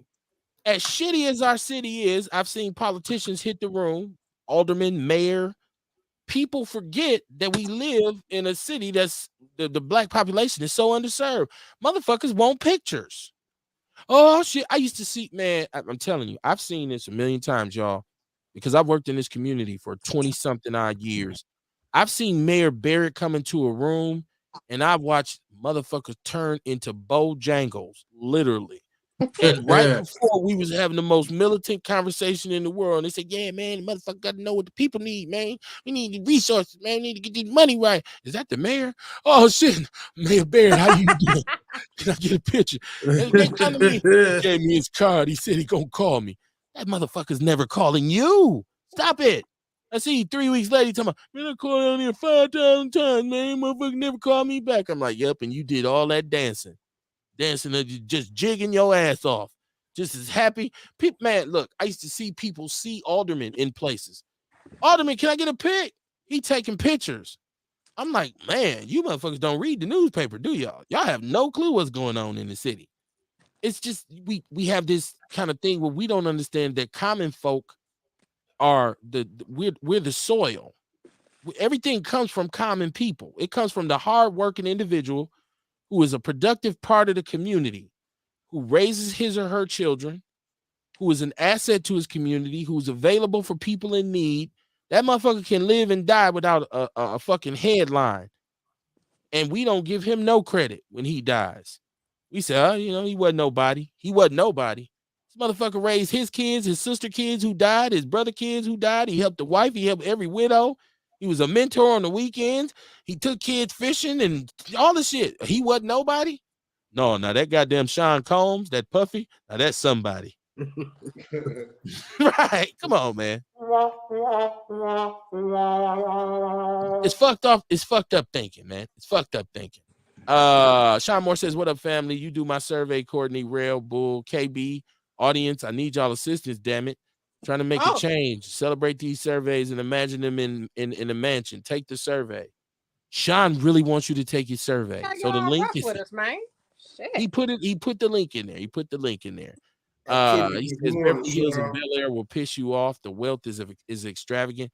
So is the corruption, though. These are some of the most compromised people. Now, I'm not saying I don't want wealth. I'm saying I want to be able to have wealth and hold on to my integrity and not compromise myself. I don't want somebody to have a video somewhere of me dancing with a Satan mask on, butt naked, oiled up, with another dude and shit. Not with the Satan mask on. Yeah, man, with the horns and shit. Right? Damn, Kev. You won't outlaw anymore. When I see the video, I'm like, damn, Kevin. Then I'm gonna go in the group chat. I'm like, hey, y'all seeing this? I'm gonna post it. You know me. Yeah, and I feel like you acting like it would actually happen, so you already planned. See, black people be waiting on you to fuck up. And Kev, as soon as you do that shit, I'm putting it in the whole Milwaukee. I'm putting. I wouldn't put it in there. I just send it to our group chat. Have y'all seen this shit? Is this real? Y'all seen that? Yeah. Never mind that. Yeah, okay. Yeah, we need a topic for Grand Rising this Friday. Well, why don't y'all go and have a production meeting in the chat room? That's what it's for, right? Whatever you can use it for. He said you can only take the survey on Facebook, not YouTube, Sean. Said, man, you got to step your game up and get it on YouTube. Now what? But here's the latest thing when I talk about power to the people, right? Because we're always talking about what's going to be done in our city, and we're always talking about what's the solution. Our esteemed mayor, Mayor Johnson, the first elected African-American mayor that this city has ever had, and our first Black county executive, Brother D.C. Crowley, has come together and said that they're going to embrace the Obama program, My Brother's Keeper, and they're also going to appoint the African-American Leadership Alliance, which is headed by Willie Lanier, who's been on the show. Shout out to Willie Lanier. He said that they came together and said this is going to be Milwaukee's going to be a flagship city for this My Brother's Keeper that Obama done. And I was thinking like, well, let me do some math. Okay, so we almost had 4 years of Biden. We had 4 years of Trump. So that means Obama left 8 years ago? But He announced My Brother's Keeper 2 or 3 years before he left. So now that we talking about 11 years old. So your answer to what's going on in the city is an 11-year-old initiative that was never anything in the first place, but a way for Obama to hand Black America a pacifier. Let me tell you something. That shit was never funded, was never executed properly. So why are you going back digging that shit up and you act like we supposed to be impressed by the shit? I hate to be skeptical and cynical, but that's just kind of who I am. I just think it's bullshit. And I think, sometimes you can put a wig on a pig, but that don't make her gig. That shout out to Pimpin' Ken. I got that from him. K White's in the building. What's going on, man? People, how y'all doing, man? Man, we are good. We are good, man. I'm saucy. I don't know about nobody else. I'm always saucy though on Outlaw Radio. Talking shit, swallowing spit, you know what I'm saying? Not eating watermelon in front of white people, that type of shit. Man. Not being no grown man should be eating a banana in public. We stick to those kinds of principles on the show. Don't let me see you with no banana on your lunch break. Y'all been getting it on tonight, man. Man, it's Outlaw Radio, man. It's the Hump Day edition. It's the last one of the week. I got a bus, as they say. Real, you almost took me out with that mouth breather, man. I was in the car crying, man. I'm just keeping on. I was in the car crying, man. I couldn't stop laughing. No, I'm just glad I'm not a mouth breather anymore. You know, when I cut that dairy back. The way it sounds is negative, so I'm gonna go ahead and say I'm glad you're not a mouth breather no more either. Like welcome to being able to breathe through your nose, so you won't be Oh, riding around with your mouth open all the time. That's also not Right. a It's a good look for a beautiful thing, man. man. Like, why It's he a got his beautiful mouth thing. open I like that? keep mints in my pocket all through school and shit because you don't want to have bad breath and only breathe through your mouth. So I stay with the Mentos and the Altoids and shit like that. That's too much pressure. It's too much pressure. Sharon Evans said this BS, just tossed the Obama name in the ring to get a rise. I mean, but it's like this only in Milwaukee is a motherfucker gonna dust off some Obama shit and say, look, y'all. And we supposed, yay! What the fuck are you talking about? We come on, man. We so post Obama, it don't make no sense. The jig was up. He said ain't shit really work but the safe zones and the ambassadors' arguments. Well, I'm sure that there's some people who would have an opinion on that, Sean, but that's not what this is about. I want to talk to one of the people. My brother K Rice is here from Arrogant Culture, right? yes, sir. Yes, sir. Talk about what you got coming up. I'm having a derby themed day party this upcoming Saturday here there in Milwaukee at Mr. B's Lounge over Brown Deer over there, and hopefully we get a good turnout, man. Hopefully get a good turnout. What's the date on this? What's the date on it? May 6th. Okay. Upcoming Saturday, May 6th. Oh, I love a And, day party. Yeah. and it'll be at Mr. B's, correct? That's correct. Okay. How can people get tickets? Because you got, y'all have Eventbrite and this kind of thing. How people get tickets? We have the Let's Get Derby because that's the theme title. Let's Get Derby. We have that page on Facebook. We have my existing page on Instagram, The Summer Kickoff.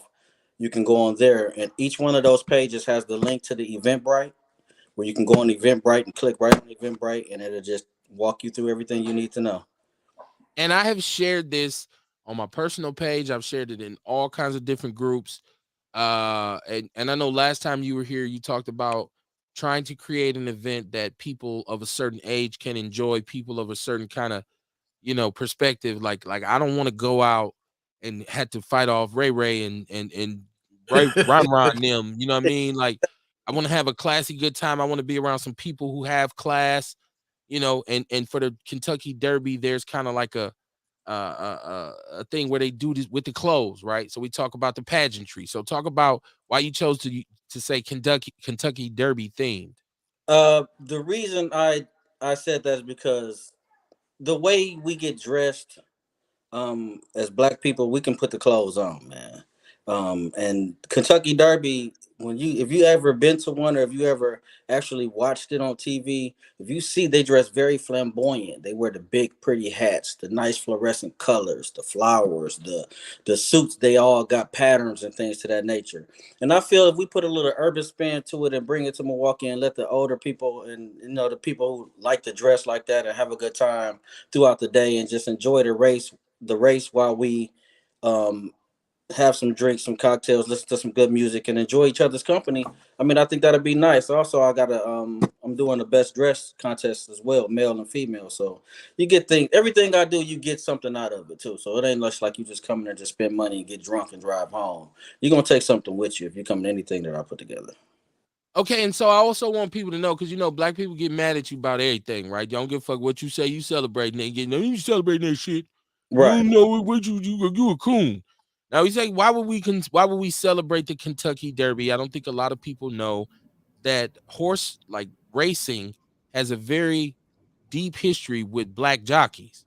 So like the trainers and the jockeys a long time ago were mostly black men. Now I know they probably got it, exploited and fucked over, but it was a way. At that point, it was an opportunity for you to get your ass up off of the plantation, potentially to go and become a great rider.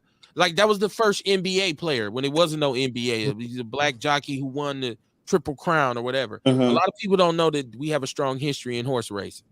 Yeah, and you can school a lot of people with all of that knowledge, but at the end of the day, that's nothing pertaining to just getting dressed and looking nice and Okay. being with people, and like it's all sports betting too. So it's live. The race will be on during the event. So if you are involved in sports betting and things of that nature, and you didn't go out to it, you can still watch it there, and it'll be just like you there, except for you just enjoying the company of your people. Now, as far as like you said, the black people really had a real big thing in horse racing and all of that back in the days. That's something that's new to me. I knew a lot. I knew we dealt with, of course, a lot of things that white people mastered and took as their own, but I never knew that we were pushed out of horse racing because I am aware there are still a lot of black people that are still horse racing and involved in that to this day. Well, see, okay, so from a historical perspective, some of the great horses, the great racing horses, man of war. If you do history, I'm a history Mhm. buff, right?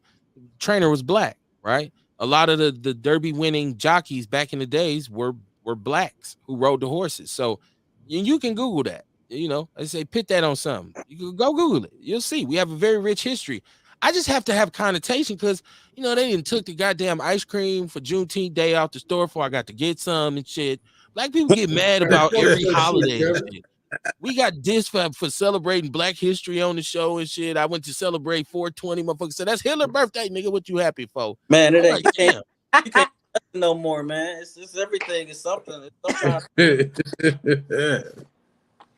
Yeah, yeah, man. So you got to let Black people know, calm down and shit, right? Because we be ready to go, man. We ready to go to it's the mattresses and shit. definitely not political. It's not some kind of hidden agenda to this. This is just a good time, just a theme, just like as if you had a Adidas party or a Nike party. You know what I mean? It's this Right.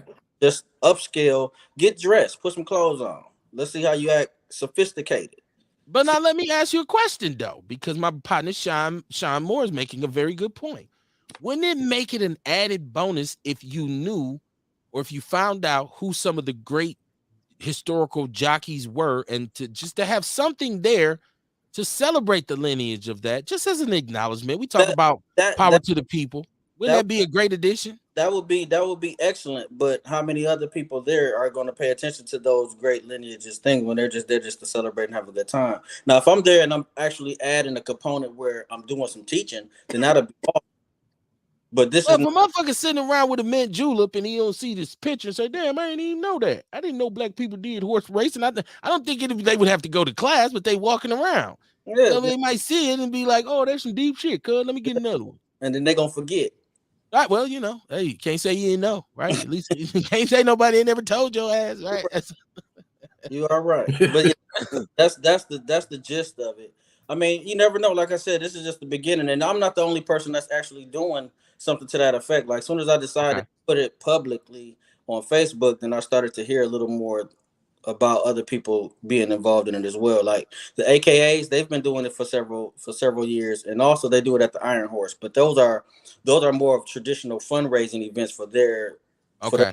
whatever cause Mm, that they're. I'm yeah. Okay. just more of an urban inner city feel to it so that we can actually see some of the people that don't normally get up and get dressed sophisticated and hang out like that. Just bring some difference to them. Now we can, like I said, at some point or some time near in the future, we can always add a different component to it. It's never a problem. Well, I'm just trying to put my own spin on it. I'm trying to figure out a way for me to get in. You know what I'm saying? So you ain't got to do it. I was just trying to put my own sauce on it and shit. All you gotta do is walk through the door, KB. Right, I'm gonna bring a big ass poster board with a bunch of black jockeys on it and shit. But You'll be like, "Can they get your ass out of here?" please don't, please.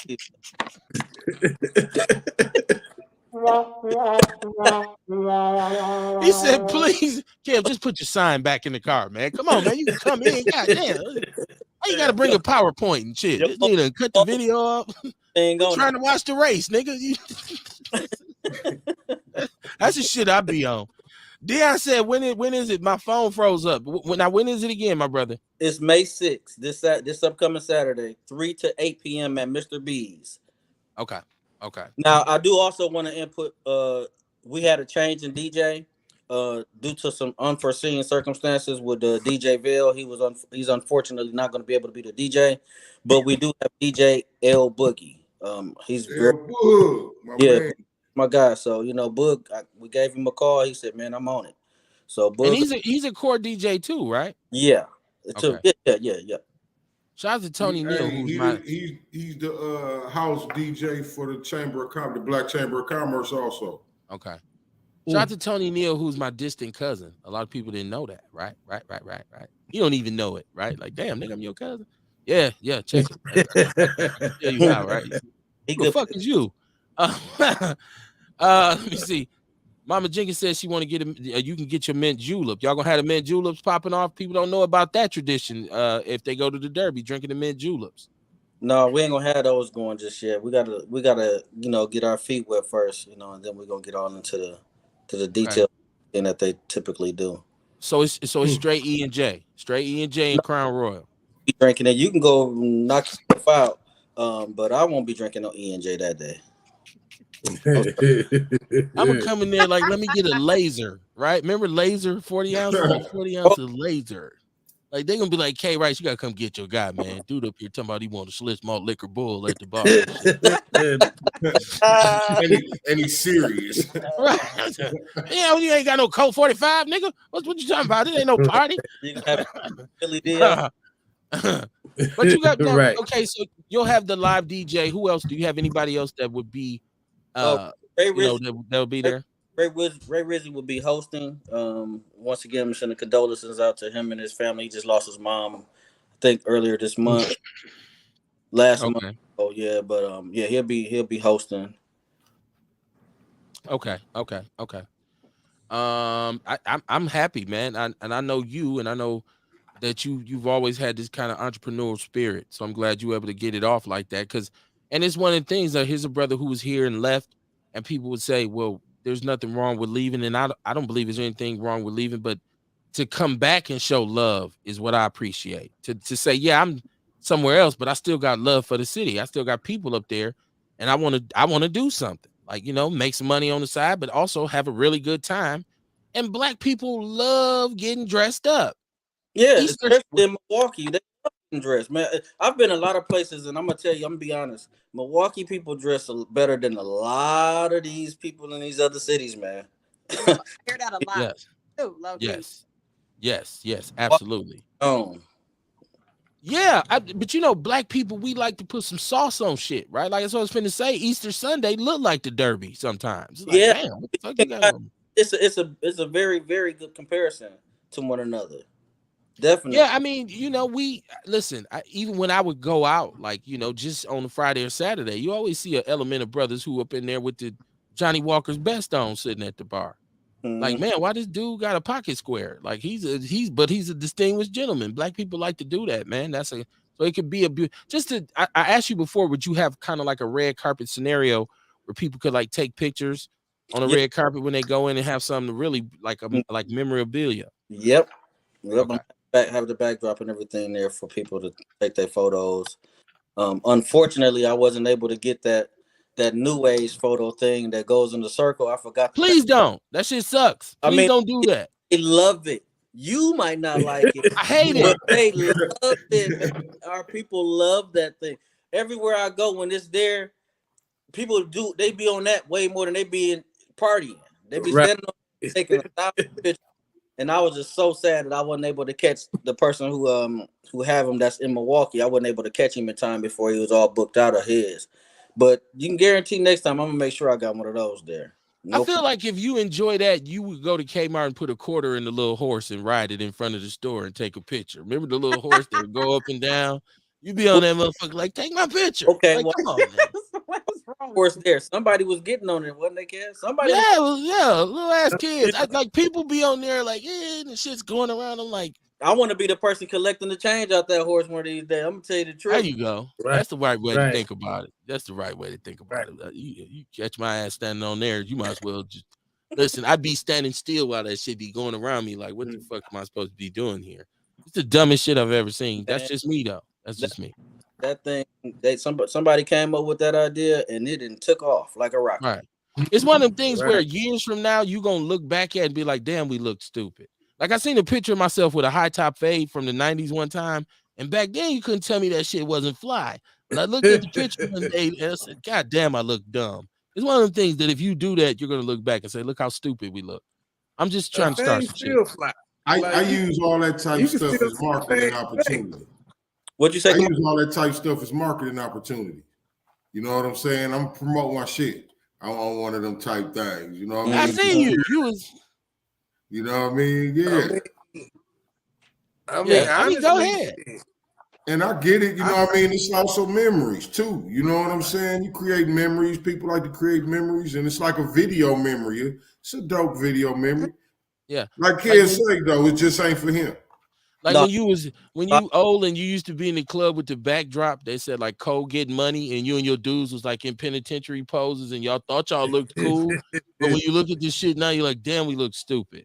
Like, what the Hey, fuck was the hey, backdrop hey, about? kid, but you also think to still yourself, got he the had memory. some fun that night, nigga. yeah, Right. you send It's, everything you did that night. it is entirely okay for me to be an asshole on my own show. Thank Yeah, you. it's Thank you very okay. much. Right. Damn it, Okay. Kev. Look, I ain't even got no words for it. Like the way. Shit, I'm thinking like, damn, if he all sold out, that mean the other motherfuckers is trying to rent Right. him It's a and bunch ain't of got an people who want to option. look dumb as fuck really badly. So So I yeah, you're right. said that mean I need to probably grab some of those along Man. with some bounce houses and get it Yeah, but you cracking. know, it's a Yeah.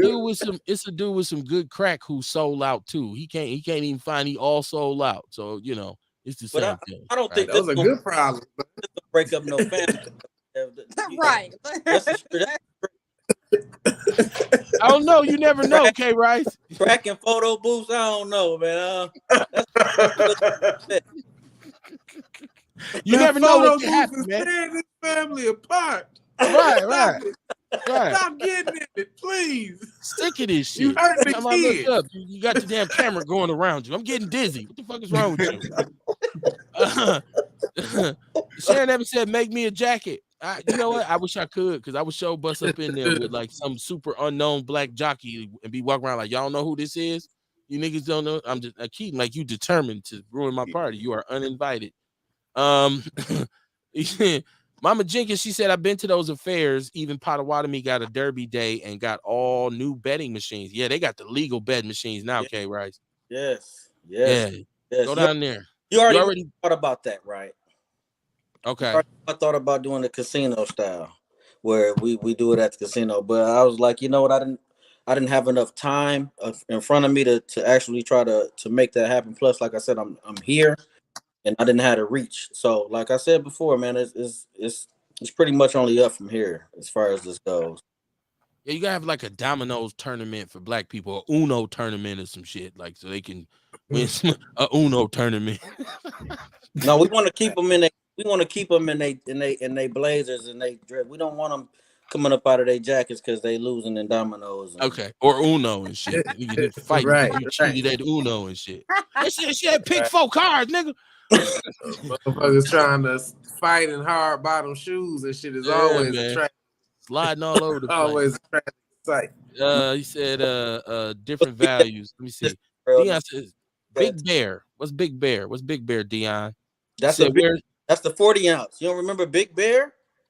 I'm Yeah. more of a Laser, don't remember Big Bear? I'm trying to think of the other one though. Kamar, what was the other one we used to drink? It wasn't Big Bear, it was like Crazy Horse. That's what it was. See, I'm old like that. Crazy Horse and St. Ides. Private stock. Yeah, St. Ides and shit. When they had all the commercials with the rappers, and it was 99 cents for a 40 ounce. That shit used to taste like dishwater. But you They used to have that Cool. juice though back in the day too, that crooked eye juice. yeah, It was man. alcohol. That St. shit was Ides, man. horrible. Tupac had Thug Passion and shit. We was I drinking all kinds of dumb shit. I don't know how recent the interview was, but I seen Ice Cube in an interview, and it wasn't too long ago. But he had on St. Ides t-shirt, man. That would be classic. That would be dope to get. Yeah, Might be still getting fly. revenue. yeah. That's what I'm saying. I want an Old English T-shirt. I've been looking for an Old English 800 T-shirt for a long time, man. I want one. I want a Mad Dog 2020 T-shirt. Like I just want to represent Wild Irish Rose and shit. You know what I'm saying? The Let a Blue nigga know what. Bull, You can make Schlitz, one. Schlitz Blue Bull. Kev, it's Mogden David. It's not Mad Dog. We made that up. Oh, I thought you said Mad Dog 2020 on the bottle. Grape and shit. Like I'm Cisco and shit. I'm that old where we drinking Cisco. That shit's like Before I got 30, about 40 years old, I always really thought it was named Mad Dog. okay. I did too. You just taught me something because I still did call too. it Mad Dog. It's Mogden David. MD is not Mad Dog. Well, see, Mogan David, I drink Mogan David wine. I didn't know what 2020 what malt wine was that malt liquor or wine? I don't know. Wild Irish Rose is wine. Yeah, Right, Thunderbird, all that. MD20, that's wine. man. All that shit, Thunderbird, all that shit. Thunderbird, there you go. Goddamn ripple. That's what motherfuckers. That's what niggas used to drink back in the day, right? Just before our era, they was drinking wine. Niggas. I used to sell it. I used to work for a distributor when I first moved here, and we used to have to taste all of those. That shit is delicious. Nah, see, Mad Dog? was getting hooked on it. Wait. What's delicious? The Thunderbird, if you mix that stuff with something, We used to mix it with Kool-Aid. it tastes like Kool-Aid, man. We used to mix it with Kool-Aid. You mix it with Kool-Aid, then put it in the Thunderbird is freezer. delicious. Man, listen, I'm telling you, you can understand when you got a person who's mentally going through it back in the 80s, 70s, and the 80s, how they was getting hooked on that cheap. That stuff was $3 for a 24 ounce. Yeah, man. That's where the term wino comes from, right? Yeah, that's where it comes from. Because Right. the stuff was so damn good. Jesse said you got to put on your Sunday's best for this event. Mama Jenkins said that's because here, people here they go to church. They go to church the 360 booth. Is it? Yeah, they doing it. It's everywhere. The 360 booth. Like I just want to fight every time I see people on there. Like if they trying to show me they had a good time, and then they be like, scroll past this shit like idiot. Why do you look stupid? Like I'm sorry, my bad. Go ahead. They have it in church. There's some churches that I mean it's everywhere, bro. I'm trying to tell you. That's why I can't believe it's got to be more than one dude with a booth up What here. y'all saying? They can't take pictures in church? I just never would have thought. Just trying to figure it out. Like when is the proper time? In the name of Jesus. Service, I guess. For service, all right. Hey, that's when they the sharpest. You know what I'm saying? They city sharp. Or as soon as they walk in, walking they in, like walking selfies out. and shit But too. then They gotta put it on their gram. You know They do it for the gram. Right. Church flow. Yeah. Looking stupid. Okay. Dumb as hell. Sean Moore said, I know Southern kinfolk value property, their toys. They don't care about clothes.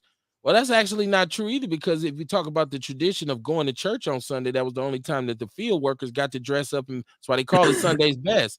We've always liked to dress up. Yeah. Black people have always loved to put on the sassafras and hang fine haberdashery. So that's always been that's man. Look, my mama started looking for her Easter hat in February, January. Look for the Easter hat. Moms was serious. See, but that's growing up, I always planned on going someplace south to get me a lady that wore the little white gloves to church and the sun hat. Right. Hey man, you said your mama used to start looking for her hats in February. Man, I'm trying to tell you, man, Easter, that was serious in our man. Bruh, I done seen my mama put the in the hat midst on. of everything else. I gotta find my Easter hat. Gotta pop. Look, she put it on layaway in February and be done had it paid off by the time Easter comes. Like, she got a designer. It's got feathers and birds and shit and all kinds of damn. It's a living hat. Like, and then she wear it once and put it in the box and put it in the back of her because she couldn't wear the same hat at next Easter, and she couldn't wear it in a couple Sundays because people were like, "Oh, that's your Easter hat." It's starting to run for my grandmother used to have a closet full, and I used to always wonder how often she would never wear the same hat again. And I used to do that. I don't never wear these hats. Man, I'm telling you, City Lights Boutique on like 8th Street. It was a black man who owned it. back in the days. And if he's still open, because I saw he was the first dude that I knew in the city that sold Kangos. So like you can go down there. I done went and bought Kangos from down there. It was right off 8th Street off of Elite. And that was my mama's hat guy. She go to City Life Boutique and he be in there, old ladies be in there lined up like, do something special for me, baby. He got all the hats wrapped up in plastic. Hey, Go get me a hat. This that new ostrich feather just came in from man, New York. shit. I got I saved it just for bird you, feather. Myrtle. I saved it just for you, Myrtle. Right. A pterodactyl Esther. claw hanging off there. This shit is extinct. You got an extinct dinosaur foot on your hat, man. Nah, real talk. He said, no, they don't have no mint julep, Sean. She said, Mama Jean said the $5 Polaroid pictures where the cameraman came in and took the picture in the club.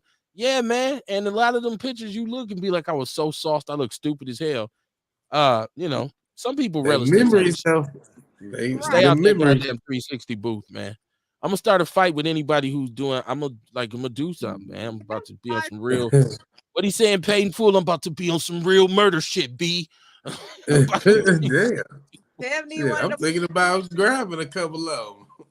Hey, you trying to make that money? Yeah. He said, Hey, did you have Real, a I kid? thought about that too, man. I done saw a few times how people gather Right. around the thing. Houses, 360 booth shit. Yeah, Might man. buy grab a porta potty. Might have motherfuckers rent a porta potty for their parties and shit. Right. Hey, and look, and that's better than the picture man at the club. Cause you don't even gotta give them a picture. You just send it to their Right. phone. Right. Yep, everything is going to the phone. Yep. Yeah. No overhead. And he He had said 5 that- of the booths. He had 5 of them, and all of them. Woo! Get your money, It's man. gotta be Get as your many of money. these pictures as I see, though, K Rice. It's gotta be somebody else up here with one. So you probably yeah, just it's a bunch of people with them out yeah. here. Because people be looking stupid everywhere in the mall, in the club, at parties. I'm just like, man, you just dumb all over the city. Well, I'm Said, gonna did I have a kid or a Nino Brown high top? Well, I went through a bunch. I had a step, you know what I mean? I had at one point I had the kid. I didn't do the Gumby. I had a ain't do big the ass Gumby? head. The I didn't Bobby do the Brown. Gumby because if you had a big head, it didn't look right. I mostly stuck with the step with the part going all the way back or the part just slanted right here. Like, yeah, I had to, you had to get it cut. You shit's flat in the top. You look dumb as hell, but you couldn't have told you that. Let me see. Sean Moore says, can we take 24 seconds of silence for our brother and friend Eric B. Adway, who was lynched in the Milwaukee County Jail 39 years ago? Absolutely, positively, we can take 24 seconds of silence, but I want to do that at the end of the show because I want to talk to Keaton about arrogant culture, Sean. So absolutely, shout out to you for acknowledging the brother Eric Bernard Adway. If you know, you know. If you don't, it is what it is. But definitely, Sean, we're gonna do that at the end of the show because I wanted to make a point of that. So thank you for putting that out there.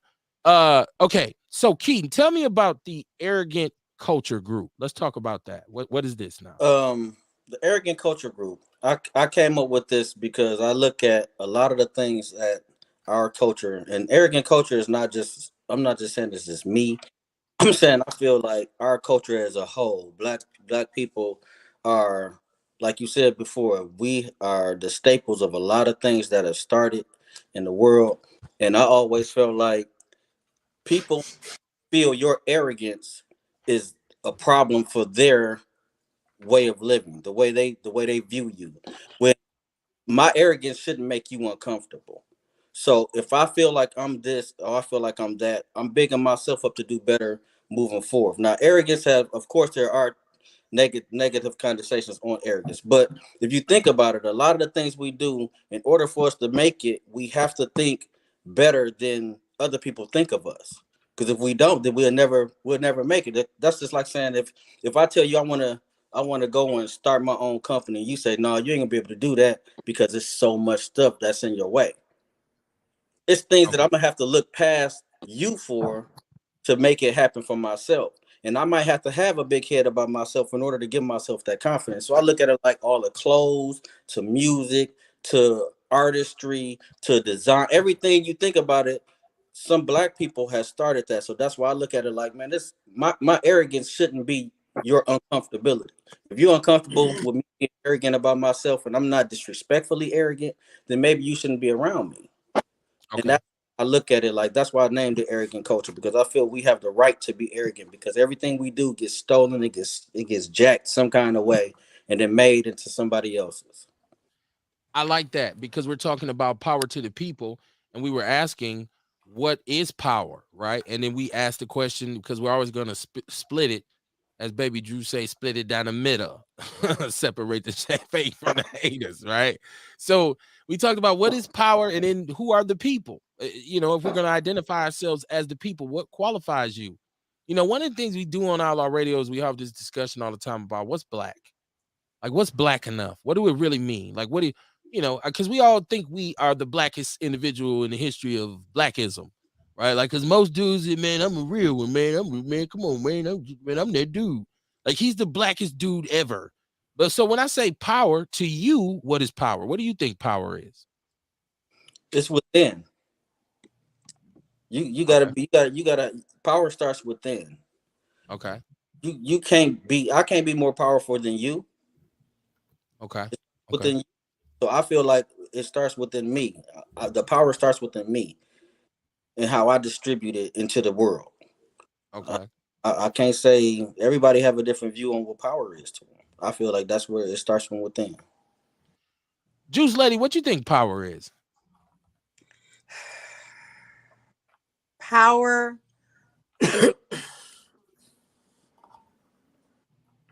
I think power is a personal thing because we each have unique strengths and weaknesses. So I think power is is a personal thing. I think it is the I don't want to say the product, but what you have to offer. You know, whatever you have to offer to the world, whatever, and as you grow, your best self, what you have to offer and what you have to give. I think that is your personal power. Okay, because I'm hearing my brother talk about his organization. If you just tuning in, I got my brother K Rice on here. He's uh with the Arrogant Culture Group. And I kind of like what you said about black people being this dynamic group of people, right? Who have all these great abilities, who can do all these crazy, like you look at anything we've ever gotten involved in, we've revolutionized it, right? It doesn't matter. You name it, we've changed it. And so you say, when I look back at my history, I should be arrogant. I should be cocky about, I know I'm gonna be able to do this. You can't tell me what I can't do. You know who the fuck I am? You know what I'm saying? I feel like we should operate with that attitude as long as it doesn't prevent you from being able to adjust what you're doing. Right. Exactly. So that means that if I'm out here doing something and I say, nah, I'm busy being great, greatness doesn't stop. It continues like learning. So you should be forever evolving and saying, I'm really great because I can see I'm not blinded. I'm not blinded. I'm not, blinded by the forest for the trees. You're I not can actually I got some vision. you're not choosing to be ignorant. Right. And I think people associate arrogance and ignorance kind of like, well, you must be dumb if you have a big ego. Like, because a lot of times people talk about men and say the male ego, the male ego. Well, most of the time, in order to get somewhere, it takes a little ego to be able to do it. Because more often than not, the first time you tell somebody what you're going to do, they're going to tell you that you can't You do can't. it or you shouldn't do it. We just talked about the fact that the time has slipped by, and I've been doing this 9 years, right? When I first said to my partners, dog, I'm about to start this internet radio show 9 years ago, they said, what the fuck is you talking about? Kev, ain't nobody gonna listen to that shit, right? Now, not saying I'm V100, but I think we have a pretty consistent group of people who support what we do, right? And now everybody's doing it. Now every old podcast coming soon. I'm like, well, goddamn, right? Like, what happened to that shit'll never work? Nobody ain't gonna listen to you if you ain't Reggie Brown or Homo Blow. People ain't gonna listen, Kev. Now, if I'd have said y'all right, fuck it. Where would I be? So I love the arrogant culture, kind of the mentality of, you know what? I'm gonna take this up on myself, right? And both of you said that you feel like power is something that comes from within, which is that's where it starts at, right? Like I need to be able to better control my own immediate environment. I can't control shit outside my house, But if I just start with saying, let me be able to control this environment in my home, making sure it's safe, making sure that things are, clean and sanitized, and making sure that there's no dysfunction or no negative influences, to be able to put out your own fires and say, motherfucker, you can leave with that shit. Kev, gone with your poster board with all the black jockeys who won the Kentucky Derby from here. You in power, man. I'll be like, you in power, K Rice, please. I'm gonna go to 502 with my sign. They having a party down there too, goddamn.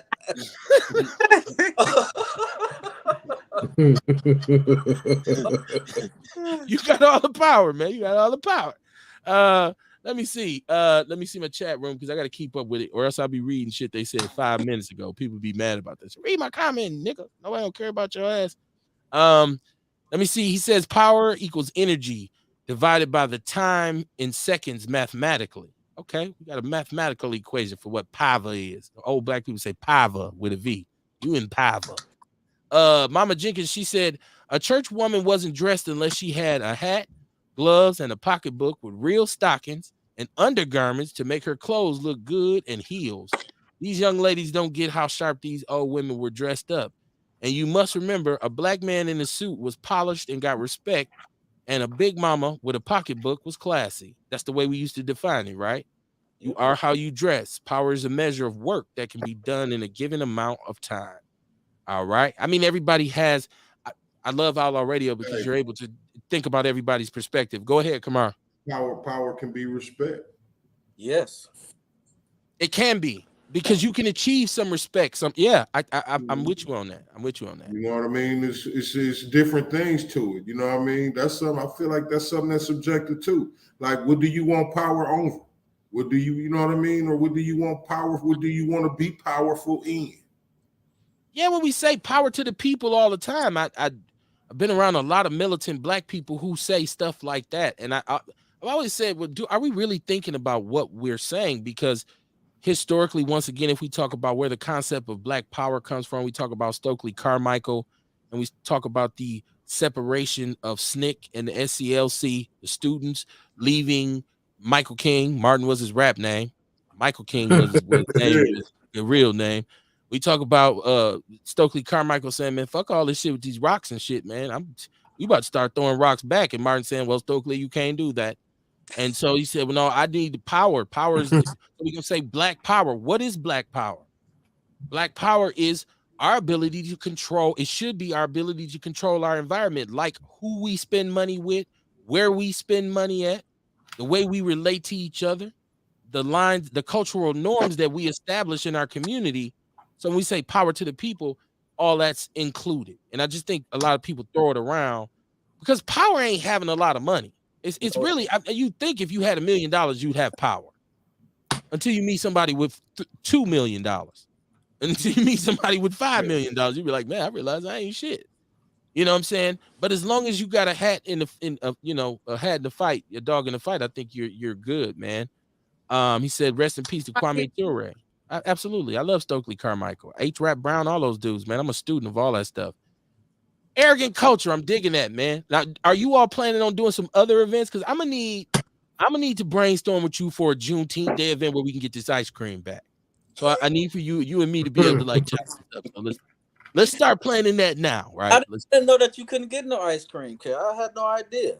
Yeah, they took the Juneteenth ice cream out of Walmart, man, before I even got a chance to get some and shit. You know, black people be mad about everything.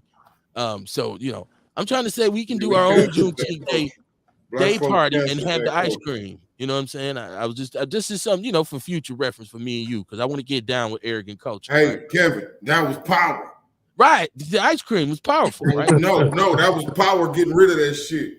No, that was power. Don't cheat yourself to, don't cheat yourself, treat yourself, right? Like, why not have a lot of us didn't want that shit. We didn't appreciate them white folks getting paid off of our shit. Yep. That was power.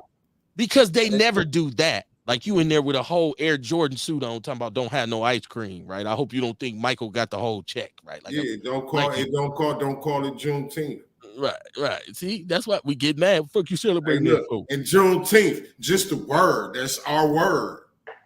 I don't know, man. We can't keep complaining about everything. See, that's exactly how Aunt Jemima got. Juneteenth is a black word. That was some shit we came up with. Well, why didn't one of us copyright? I mean, get a Juneteenth. trademark. June then? 19th. Juneteenth. Well, they got a flag. Did you see the flag, Courtney? They got the flag.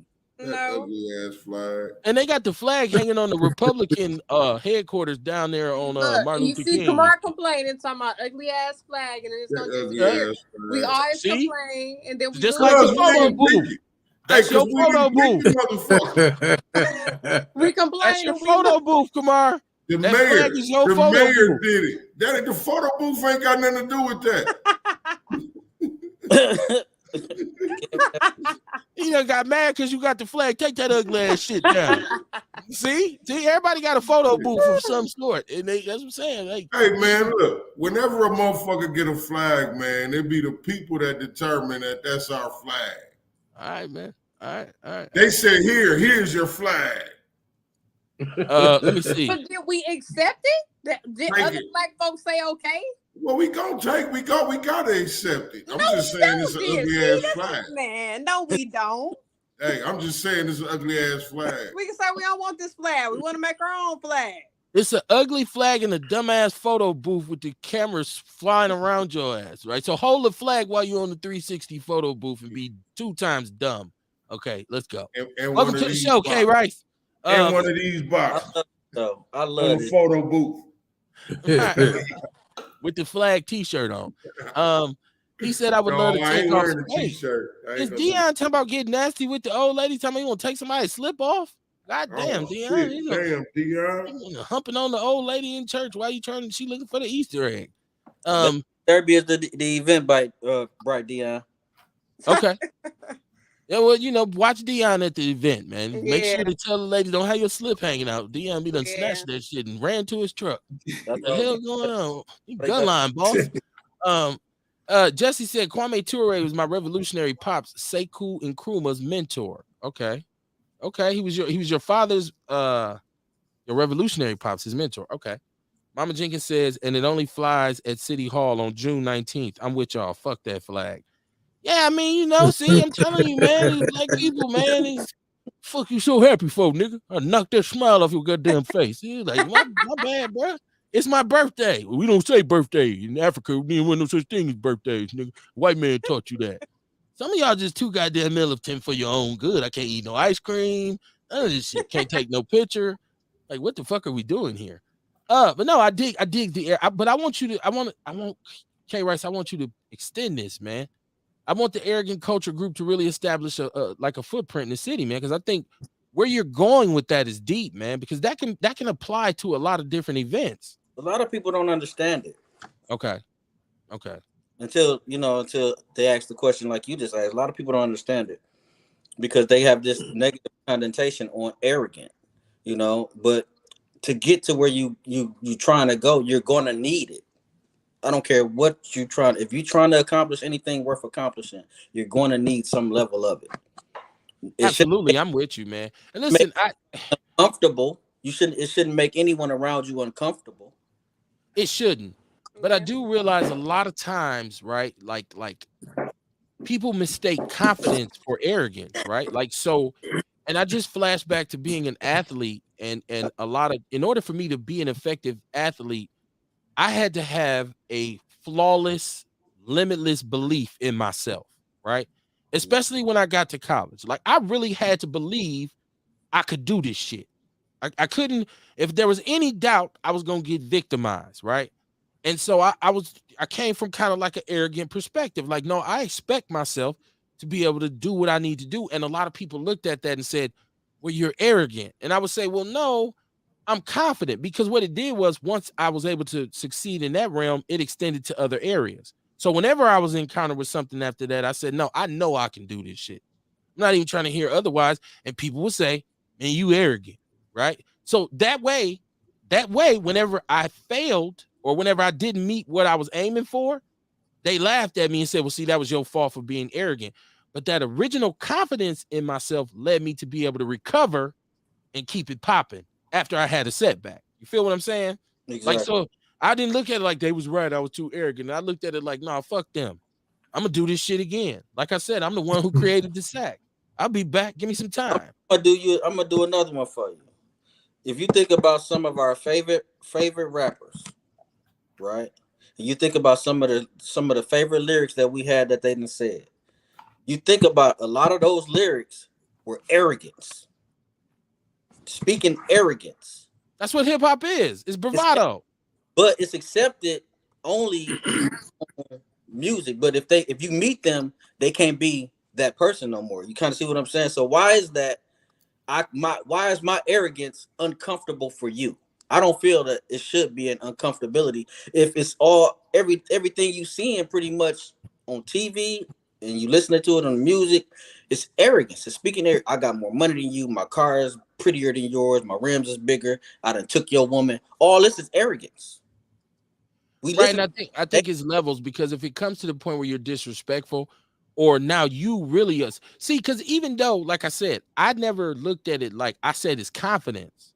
Because I never looked at it, because what I would always tell people was, my question with you is, why don't you believe in yourself like this? Right? Like, why don't you have it really ain't about me being arrogant. It's really about, me saying, well, what's wrong with you? You don't believe in yourself like this? Like, why ain't you pushing yourself? You know what I'm saying? Yeah.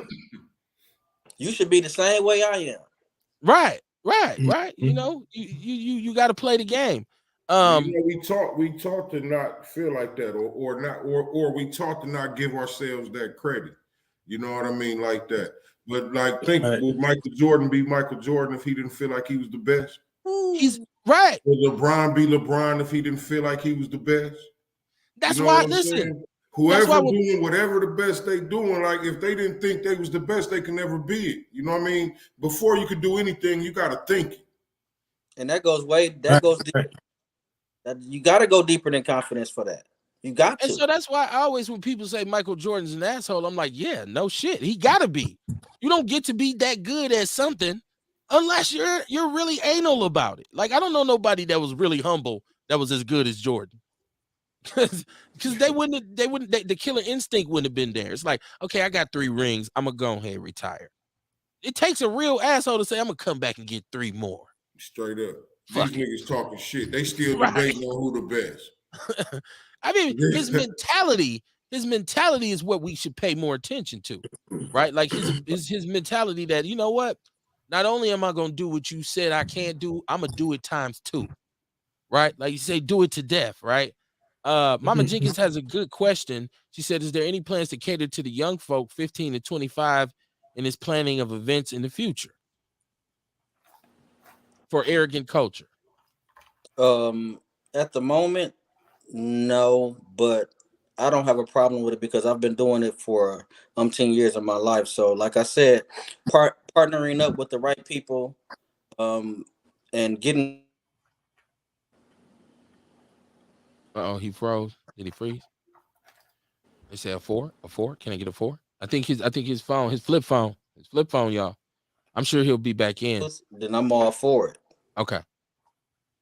And I know you've worked with young people. See, I know you. Like, we've known each other for a very long time, and so I know you. I know at one point you've really gone to the fences for young brothers, right? Like, to try to keep them. I seen you let like have cats live with you and shit whose homes fucked up, and you stepped in and said, "Nah, man, I'm trying to not see you fail," right?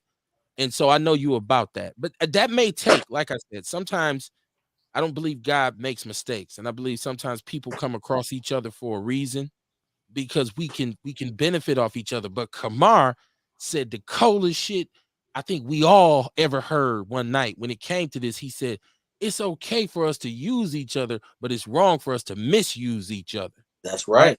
As friends, like, we can network and we can do business, and I can say, yeah, man, how'd you get that, Kev? My man hooked me up. My guy hooked me up. But it ain't okay for me to say I'm about to take this shit from him, right? I'm about to steal his plug, right? Like, or I'm gonna wipe him out so I can be the man, or whatever.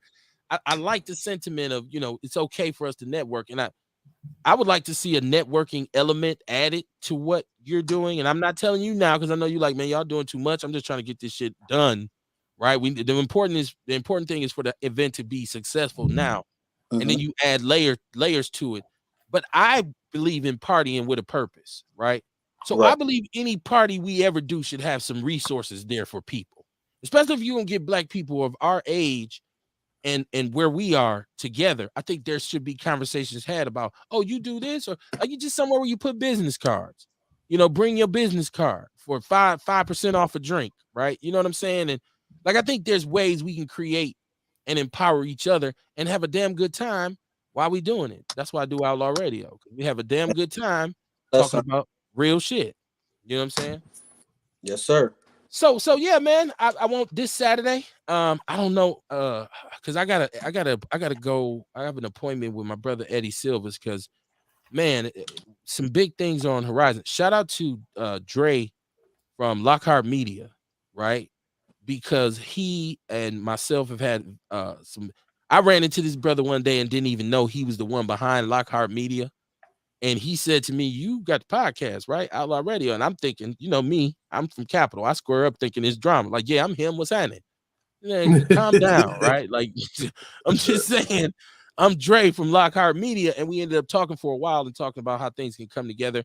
I spent last Saturday at Wisconsin Firearms with Eddie Silvas, who is the proprietor of Prolific Silas. Firearms. Silas, I'm sorry. I always say Silvas. I want to make him Spanish or something. I don't know That's what's wrong with man it. right. Man Right. right. I will fuck your name up. By the way, we used to say that all the time. I will be done fucked your name up, put an apostrophe on your shit. But we there may be a great kind of intersection here for what I'm thinking, and something like the Arrogant Culture Group would fit in, Okay. so that you be able to expand it. You and I will chop it up offline. You know how we do it. So this Saturday, man, make sure that y'all checking this brother's event out if you're, in the city, you looking for something to do, because we know grown people be bored as a motherfucker.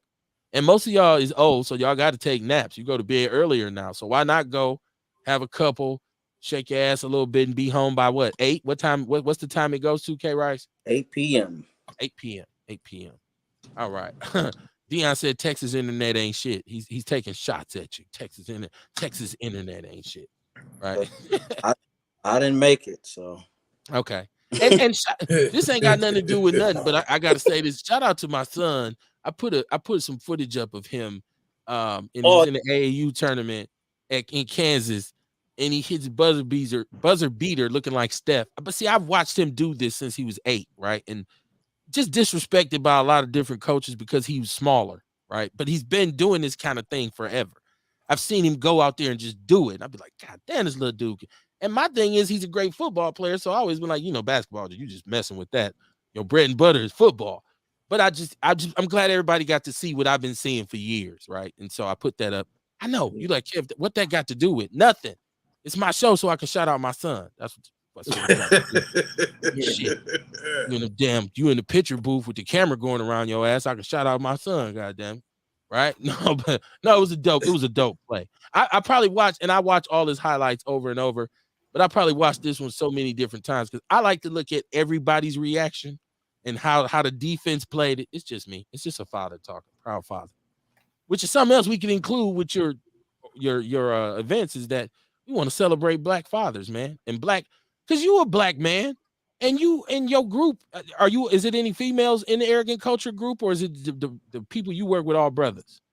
at the moment it's 2 guys and 1 female. My Okay. wife was involved in it as well. Okay. Because I think we got to celebrate black men more, especially when black men are doing big things like you doing, my brother. Like, I just want you to, Well, yeah. not to cut you off, she's a black entrepreneur as well. She's a skin therapist. Okay. And she's been doing this for, say, about almost 10 years now. So yeah. Okay. And Kamar's a super, look, you see the big ass check behind him on the wall. He's a super entrepreneur. Rail is an entrepreneur. The juice lady who was on here is an entrepreneur. I still hold a plantation job, but it is what it is. It's, big things coming. I'm not. As do I. Okay. So I ain't the only one who be out there all day with the hoe in the field singing Negro spirituals, right? Lord, it's so hard. Right. But all I do is sit on my ass all day at work. All I do is sit on my ass. I'm talking shit. I tell my brother sometimes, man, I'm tired. I just came home from work. He like, tired from what? You don't do shit, but your fingers tired from hitting on the damn computer. Like, oh man, you ain't gonna do me like that. You're right, Jesse. I am a proud father. My daughter is here from college. She's about to be a senior in college next year. about to have some real family time up in this joint this summer. I look at my kids now like, man, I miss them being little babies though. Cause I had so much fun with my kids when they was little, but they getting old now. So I'm waiting on to take somebody's kids, the grandkids. Somebody gonna lose their child. I'm be done. This is my son now. Damn, daddy, can I get my son back? Now we good. Go ahead and go to the club or something. I got a 2-year-old to drop off to you whenever you ready. Yeah, laugh about that then, huh? Look, don't tempt me with a good time. I'm telling you, man. I Kev love the kids, man. The kids are the funnest. Because they just so simple. Like they just be happy for like just. Oh, we daddy, look, yeah. You call me to watch you spin around in a circle. There's a lot of things that we didn't talk about tonight, so I'd like to extend it on to Monday when we come back, because I didn't talk about Kim Porter, the cop who shot Dante Wright in Minnesota. She was released early. Of course, she was given a very light sentence. Oh my goodness. Yeah. So I didn't really talk about that. I wanted to expand on the Obama, the fake ass, my brother's keeper program. And shout out to Walter Lanier, who's over the African American Leadership Alliance. I have nothing against Walter. I don't have anything against anybody in this city. I just don't. I got a short fuse, a low tolerance for bullshit. And so as soon as I see something going left, I'll be out. Like I'm up and shit. They can put up the picture booth. It's time for me to go. You know what I'm saying? I see somebody talking about they want to hear Boys to Men. I'm leaving. I'm getting the fuck up out of here. But I got a short fuse for that shit, man. So I just think the my brother's keeper shit was a bone that Obama threw. So we'll talk about some of that next week. We talked about the tax increase. I feel like we had enough time to discuss, most of the issues that are at hand. And I'm glad I was able to promote my brother's event. So you're gonna be in town this weekend, correct? I will be there Friday. Okay.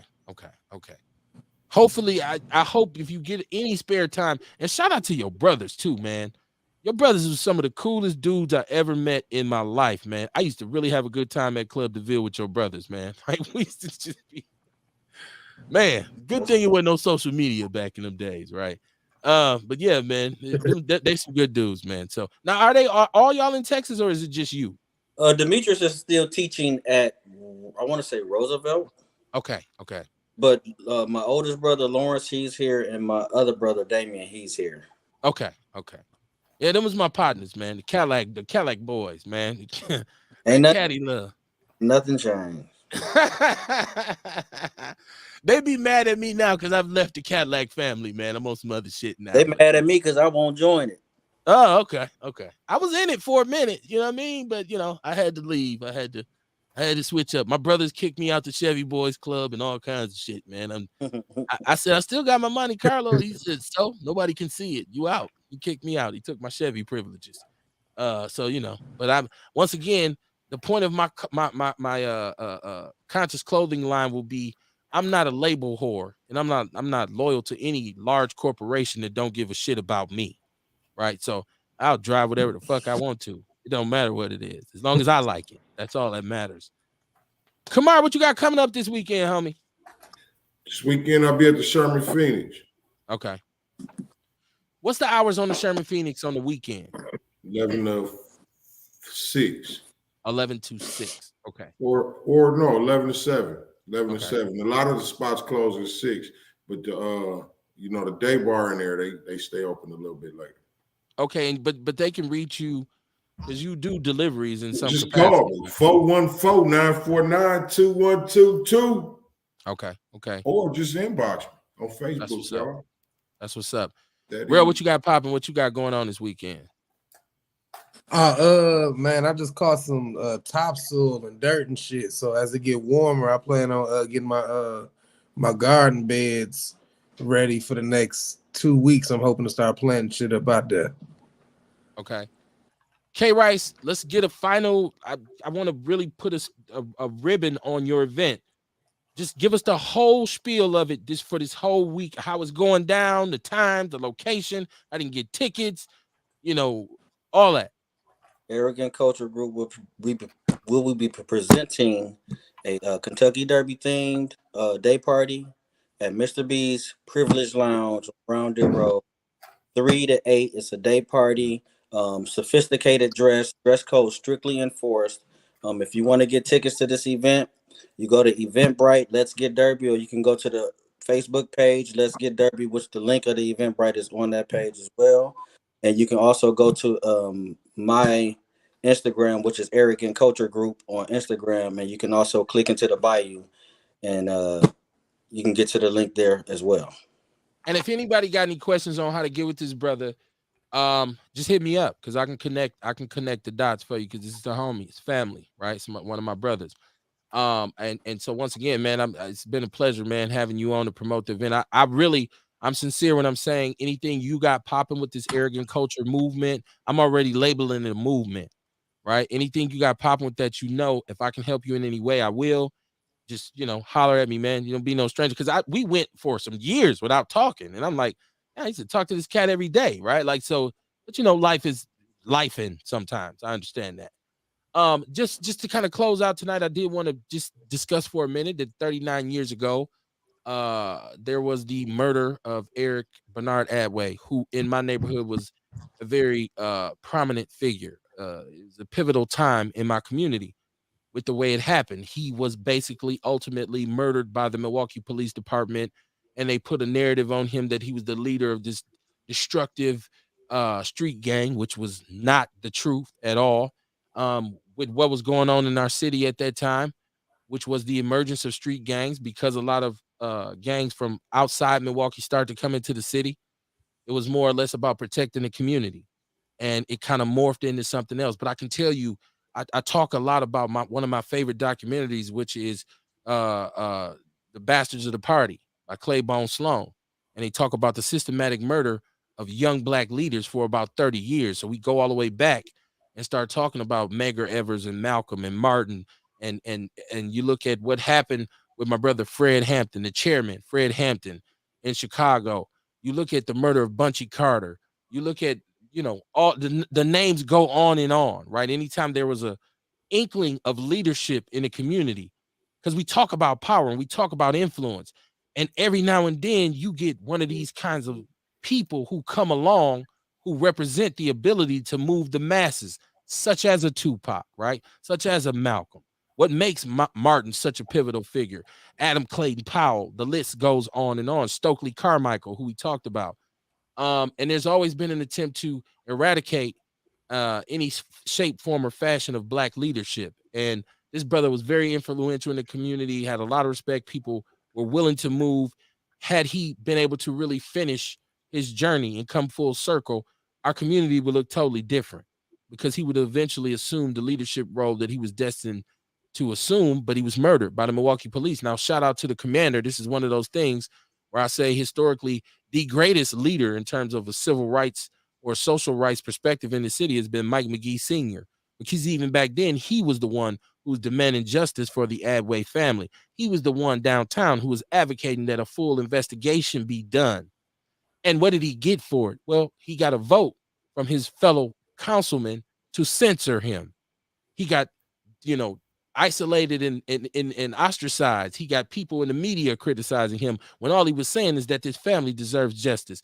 All this comes together because we look at a situation where Emmett Till so long ago was murdered at the behest of a white woman who embellished the story to her uncles, right? And justice was never served, right? And in a lot of cases, justice has never been served when there's been a loss of black life. Thus, us agreeing with the term Black Lives Matter until we realized it had been bastardized, watered down, and basically destroyed by the LGBTQ agenda and those who wanted to make money off of our pain, which is nothing out of the norm for America. So I said all that to say, when I say power to the people, I mean that it's time for us to assume our position and understand, like my brother said, it's okay for you to have a little arrogance. It's okay for you to have a little swagger with your walk. It's okay for you to have a little chip on your shoulder, especially if you are starting from the bottom, right? They say the man who starts the race in last place has to run twice as fast as the person in first place in order to win. So sometimes you ain't being arrogant, you just running faster than everybody else so you can get to the front of the line. And we need to exercise that. We talk about self-love and how we feel about our community and how we feel about the things that we do. We should take pride in the way we have been built and set up in this country, because it has given us the ultimate sense of perseverance. It should give us the ultimate sense of purpose, because when somebody trying to hold you back, you should be fighting 2 times harder to get them up off of you. I tell my people all the time, we need to start looking at how much power we give away versus how much is actually taken from us, right? So to reclaim the power that we've given away will enable us to go after the power that was taken away. I don't know if people understand that, but it is what it is. Ultimately, it comes down to, well, what are you doing, right? You can talk all day, but what are you actually doing, right? Do you feel like you're a nobody because you don't have a record deal, because you don't have $1 million basketball contract? Or are you saying, no, I'm too busy being an asset to my community, too busy loving, as Kamar says, loving on myself to get distracted otherwise? Because ultimately you realize that if you're not one who's about action, then that means your criticism of the community outweighs your contribution. And we'll look at you when you walk into the party and say, that motherfuckers is a coon, right? Peace and love, man. Rest in peace, EBA for life, man. If you know, you know. If you don't, I don't really give a shit. I will see y'all Monday, man. Peace and love, man. Capital Drive and Action. Stand up. Support this brother Keaton. Get you some Nature's Nature and holler at Rail for that garden consultation. And give me some of that banana wine you got going over there, my brother. Peace and love, man. Y'all be cool. Peace.